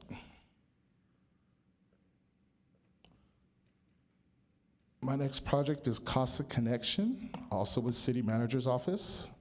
This is Housing and Neighborhood Services. This is also monies from the DFA in the amount of $1 million. And this is to complete the redesign of the Three Sisters apartments. We're trying to reduce construction costs and have some retain water flows more efficiently.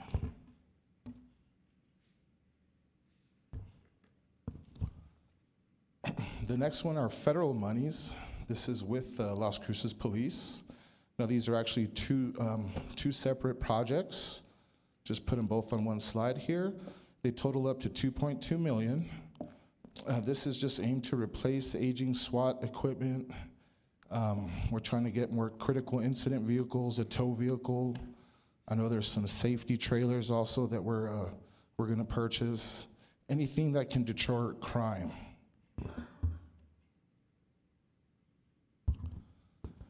And the last project I have for you today is through VOCA. This is through the New Mexico Crime Victims Reparation Commission, also with police, a little bit over $72,000.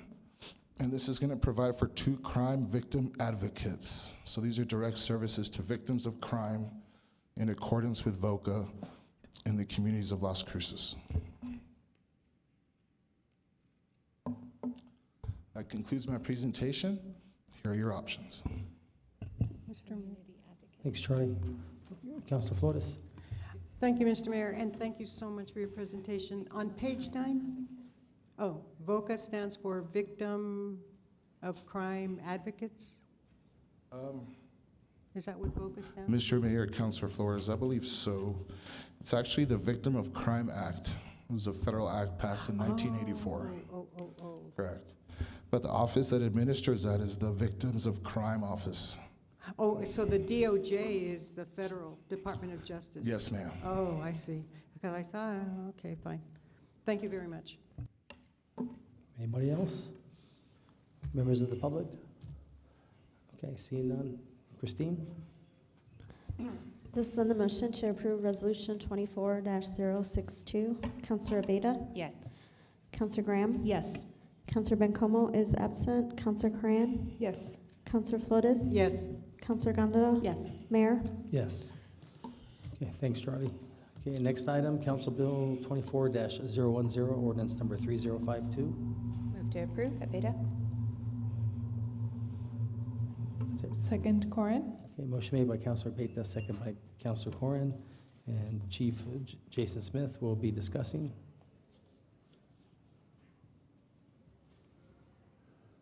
Was that your entry music or something? No, I don't know. There's like a drum roll. I was thinking more Carl Douglas.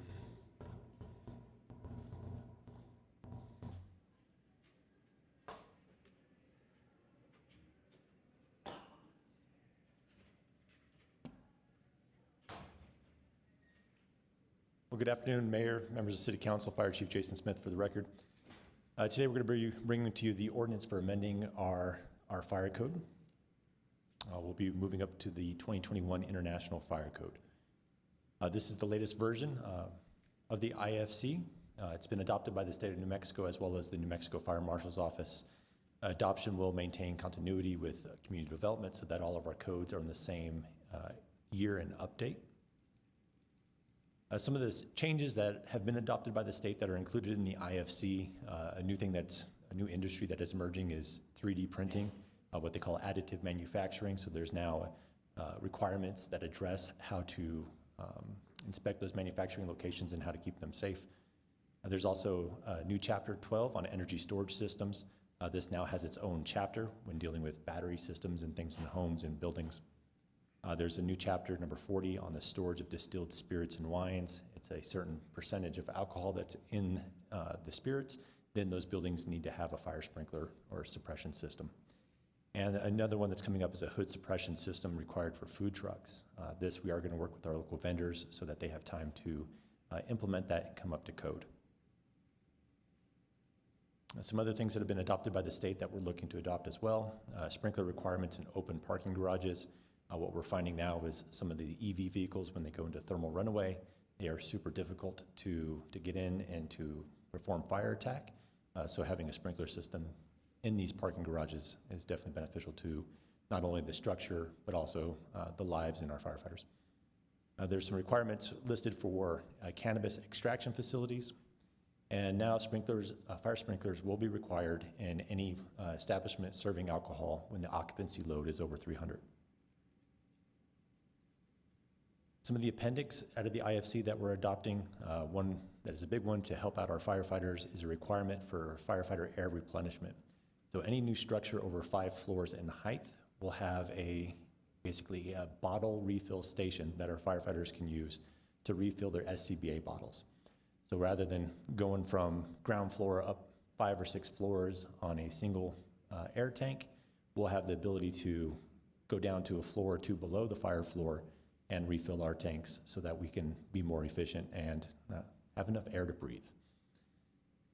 Also that we're adopting is a section, Appendix N, on indoor trade shows and exhibitions. This will actually help outline how electric vehicles or gas-powered vehicles can be displayed in exhibition halls, make sure that they stay safe. One of the things that we're adding, an amendment, is we have fire-rated corridors requiring a hold-open device. So a lot of buildings are designed where you have a long corridor and you have rooms off of that corridor. The door is what keeps people safe from fire spread. A lot of times, to be more efficient, these doors get propped open, wedged open with a door stop, something like that. That defeats the purpose of them being closed in case of a fire. So these hold-open devices usually are operated magnetically. If the fire alarm goes off, it releases the door and it'll shut, protecting occupants. We've ran into several cases where when we do inspections, these doors are propped open. Another thing that we're going to be looking at is areas that are unserviceable, where the building is required to have fire sprinkler systems. If the area can't be accessed for service, we want the areas to be either redesigned or that there's no actual fire sprinkler installed. It doesn't make sense to have a sprinkler installed in an area where you can't reach it if any kind of maintenance needs to be done. Another thing that we're removing from the code is hydrant reflectors. So these are the blue reflectors you see in the middle of the street, right across from a fire hydrant. We're removing that out as a requirement in subdivisions. Now with our GIS mapping and our access on our mobile data terminals or computers, we can see where the hydrants are before we get there. So we're using technology in place of blue reflectors. Some of the other sprinkler requirements that have been existing since 2015, just want to give you a rundown of some of those. Residential dwellings that are above others, so things where you have people living above a commercial building or another apartment, like hotels, apartment buildings have to have sprinklers in them. Any restaurant or bar with more than 100 occupants, gym and churches, storage occupancies that are quite large, over 12,000 square feet, and anything where there's a commercial type occupancy where people can't take care of themselves. So if you have something like a nursing home where people can't self-evacuate, those are required to have a sprinkler system. So that is the rundown of the updates. I have our fire prevention staff here, our fire marshal, as well as our protection engineer, if there are any questions. Councilor Graham? Thank you, Mayor. Thank you so much, Chief. So just to clarify, can you step back one slide, please? So restaurants and bars with more than 100 occupants require a sprinkler, but then earlier there was a modification to something with 300 occupants. Yeah, here we go. Okay, so alcohol serving establishments, that would refer to establishments that don't have a restaurant component, or where, I'm just a little confused on the discrepancy between the 300 and the 100. Yeah, I'd have to probably look in the code book or ask our fire protection engineer to explain the differences.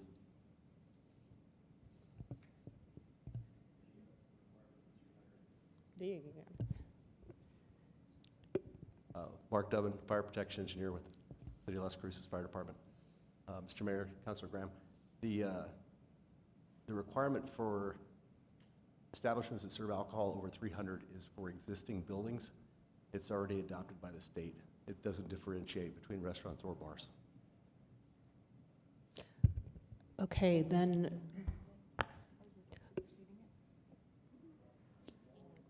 Oh, I see. Thank you, Councilor Coran. Thank you, Inspector Dubbin. Thank you, Chief. Thank you, Mayor. Thank you, Councilor Graham. Hey, Councilor Beta. Thank you, Mayor, and thank you, Chief. On slide 8, when it talked about institutions where occupants are incapable of self-preservation, how does that then apply to, since we were just talking about childcare, perhaps childcare facilities, thinking of those that are going to have like overnight type care? Thank you, Mayor and Councilor Beta. So the overnight care for daycare centers are required to have fire sprinklers. Okay, and as you know, programs like we were looking at too, even if it was like a home occupancy, but they had that certification, then they would fall under this because they'd have to have a commercial license. Councilor Beta, I believe so. Okay, so just thinking that might be some good education to make sure that we're training as individuals are getting licensed and certified for all this about those types of issues that they need to make sure their home is set for. Okay, thank you, and thank you, Mayor. Sure. Anyone else? Councilor Coran?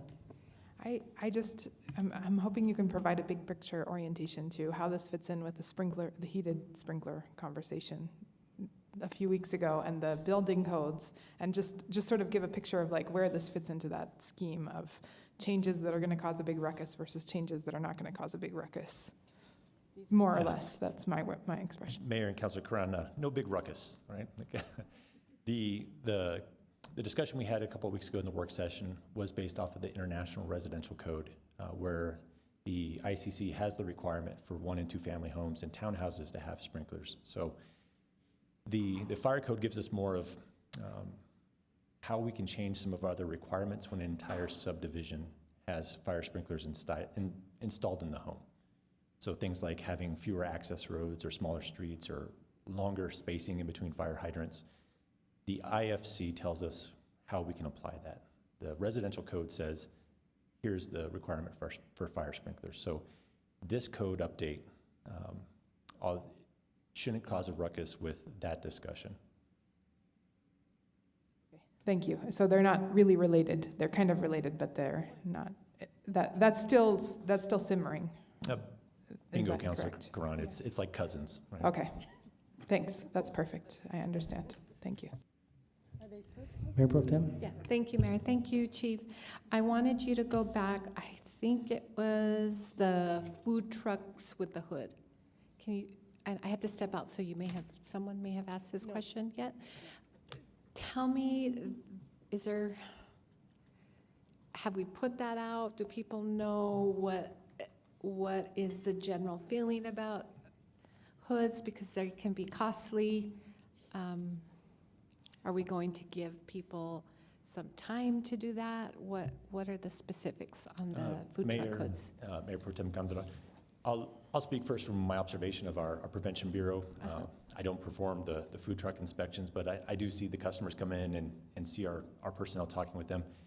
I know they've been mentioning it to them. Some of the food trucks have been coming in with certain designs for hood systems already, so we are putting that information out there. I believe we do an annual inspection on food trucks that serve within the city. Big thumbs up from the fire marshal. So I'm on track. So we are working with them, and I Okay. believe we're looking at the phase-in in March. I think this is the end of March. Yeah. And I'll ask, he's going to yell at me. My fault. I need to give everybody practice. Fire Marshal Landavazo, if you want to.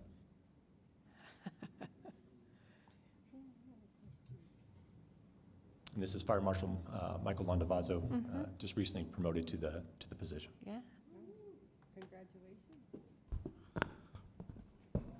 Thank you, sir. Fire Marshal Michael Landavazo, Mayor Pro Tem. Yes, we get a lot of people coming in that want to start food trucks, and they ask us, what do I need to do? And we're advising them of this change is coming and that they're going to need to have a suppression system. And the ones that do come in for inspection, we tell them as well. This, Chief, correct me if I'm wrong, this is going to go into effect March 30th. So we were looking at a 6-month grace period from that point. And this is adopted by the state, so it's not something that we can take out if we do adopt the 2021. Okay.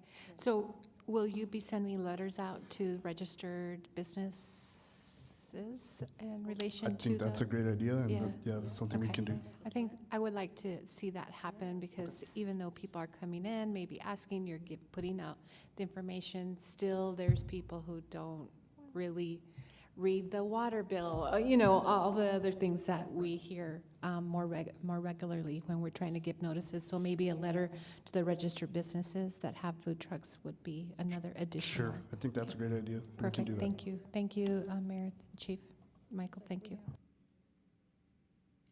Okay, anyone else? Members of the public? Okay, seeing none. Christine? This is on the motion to approve ordinance 3052. Counselor Beta? Yes. Counselor Graham? Yes. Counselor Bencomo is absent. Counselor Cran? Yes. Counselor Flores? Yes. Counselor Gondeta? Yes. Mayor? Yes. Okay, next is board appointments. And it looks like Susan Polka to the City Art Board. I'm going to need a motion and a second, please. Move to approve, Graham. Second by Flores. Motion made by Councilor Graham, second by Councilor Flores. Christine? This is on the motion to appoint Susan Polka to the City Art Board. Counselor Beta? Yes. Counselor Graham? Yes. Counselor Bencomo is absent. Counselor Cran? Yes. Counselor Flores? Yes. Counselor Gondeta? Yes. Mayor? Yes. Okay, next is notice of proposed ordinances. There'll be no public discussion. Counselor may ask staff for clarification on the proposed ordinance. First one is 10.1, Council Bill 24-011, ordinance number 3053. Bring it forward. Bring it forward. Next item, 10.2, Council Bill number 24-012, ordinance number 3054. Bring it forward. Bring it forward. Okay, next is City Council member board reports and comment. I just want to say I was really, I go every year, of course, to the Christmas tree lighting, and this year it was really packed. I mean, it was, parking was, I mean, all the way up to here to City Hall. It was just, every place was taken. And it was a great job, and I understand that every department, EFO, contributed, from economic development to community development, and of course, Parks and Rec. But they all did a great job helping out. And also got a little plaque with a little light switch, which was pretty cool. Wasn't expecting that. So I just want to tell you thanks. It was fun, and it was getting a little cold there too. So, anyways, I've got one more meeting, and so I can't wait to use this. I've never used this before, so I'm going to use it. Not today, on the next one. It'll be the first time and the last time. Right? So, okay, Mayor Pro Tem. Thank you, Mayor. Just wishing everybody happy holidays. Appreciate being on this council and all the mayor and council. I will be missing next week's meeting. I have some family duties to attend to with my mom. And I know that those that have been following understand that I have to be pulled away, but I think you'll understand. So with that, I'll turn it back over to you, Mayor. Thank you. So you're going to miss the 11th, or you're going to miss the 18th meeting? Oh, okay, well, we have the 18th still, because I didn't, okay, all right. Oh, okay, I got you. I thought I was going to think, oh, man, I got to do some other stuff. Okay, Councilor Flores. I don't have any comments. Thank you. I am in awe. I'm shocked. No, I'm just kidding. Councilor Corrin. Thank you. I also want, well, first of all, Mayor, your discretion with the gavel is really appreciated. When we had some students come, they were like, the mayor gets to use the gavel, and they were gaveling everything. Everyone was getting gavelled left and right. So I appreciate your thoughtfulness in approaching the gavel with caution. So I don't know if everyone would do that. These students definitely did not. They were gaveling everyone. It was their favorite part. So thank you. And I also want to echo the Christmas tree lighting. I had never been, so for me it was very exciting and cool to see everyone there. There were huge lines of people drinking cocoa and playing in the fake snow, and it was really fun, really incredibly fun and well put together. So thank you to everyone who contributed and made it happen and made it so successful.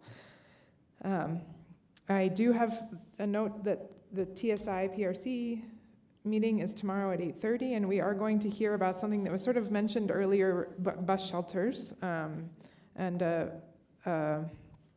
model for approaching potentially adding bus shelters. So it's at 8:30 tomorrow morning in the second floor if folks would like to attend. It should be an interesting conversation, bus shelters and trash bins, actually. Otherwise, I will miss the December 18th meeting because of a health-related issue that I could not get any other time scheduled for, so I just wanted to say that I will be missing it, and I will be sad to miss it. So I know that it will be a very eventful and important meeting. If I had any choice, I would not miss it. So that's it. Thank you. Well, it was a pleasure serving with you. Since it's going to be, we got a work session. Oh, okay, so I'll save those really kind comments until next time. I'll be sentimental then. Okay. Councilor Graham. Thank you, Mayor. I love a good public service announcement, so I'm thinking about this whole permit thing. Okay, my favorite, because I think it's good when they rhyme. I like turn around, don't drown. You know, you're like, don't drive into a flooded area. So, okay, remembering no bad ideas in a brainstorm. So before you build it, permit. Get it like it and it, like you got the it on build it, permit. I'm available for contract. Maybe we could all get perms. We could all get I will submit a photo of myself with the perm that I had from grades 7 through 10. Oh my God, it was so bad. And I had like the duplex bangs, like top floor, bottom floor, so bad. But no, before you build it, permit.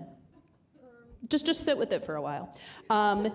In actual news, please join me and members of our brilliant Parks and Recreation Department and whoever else will be there supporting Katrina. I know you've never have any choice, but you're also brilliant.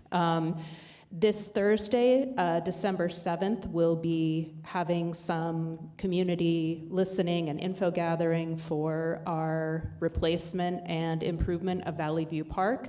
We're going to start out at the park at 4:30 p.m. Not necessary, but I'm somebody who has trouble visualizing, so I thought it'd be kind of cool, like let's go to the space first. So that's 4:30 p.m., 750 South Espina.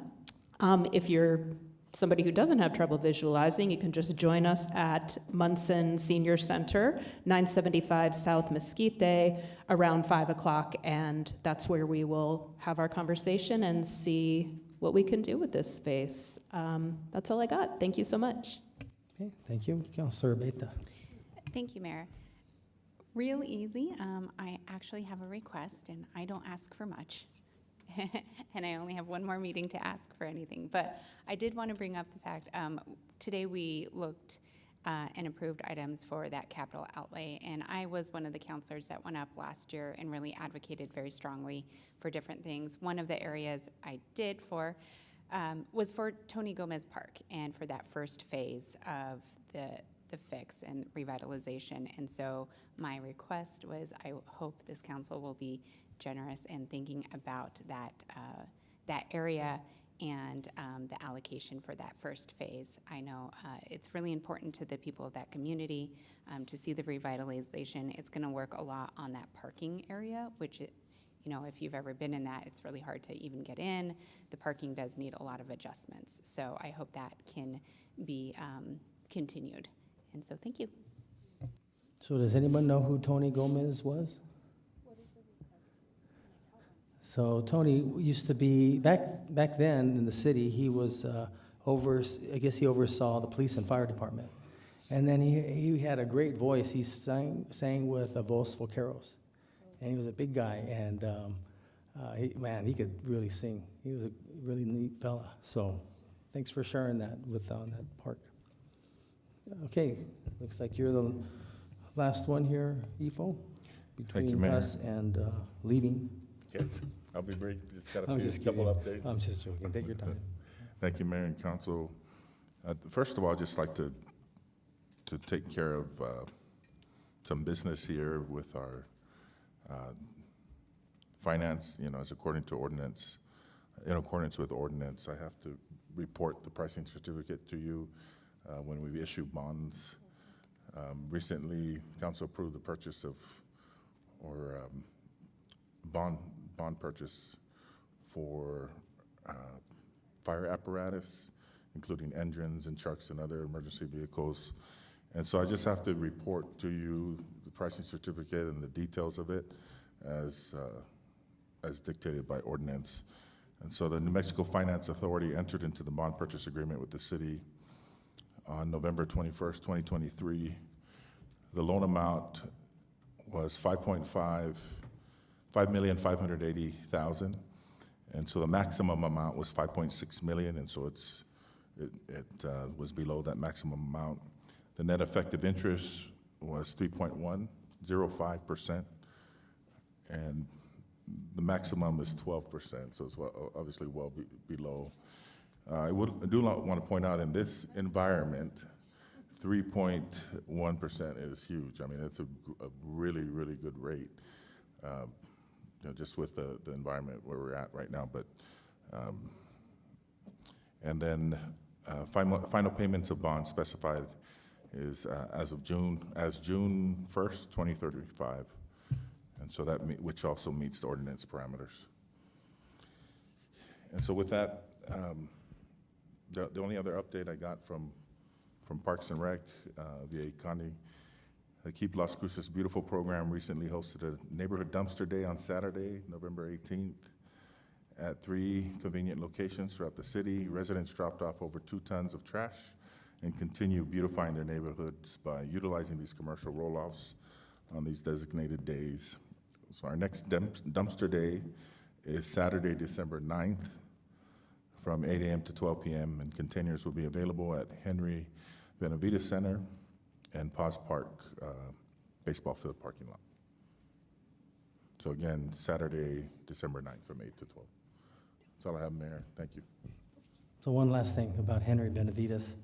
So I'm reminiscing here, but so I'll never forget when they named the Benavides Center, and Henry says, "I can't believe this. They normally give this to you when you're dead." I go, "Yeah, well, he's alive." So, and you know, they had a picture of him, and he's just a really neat fella.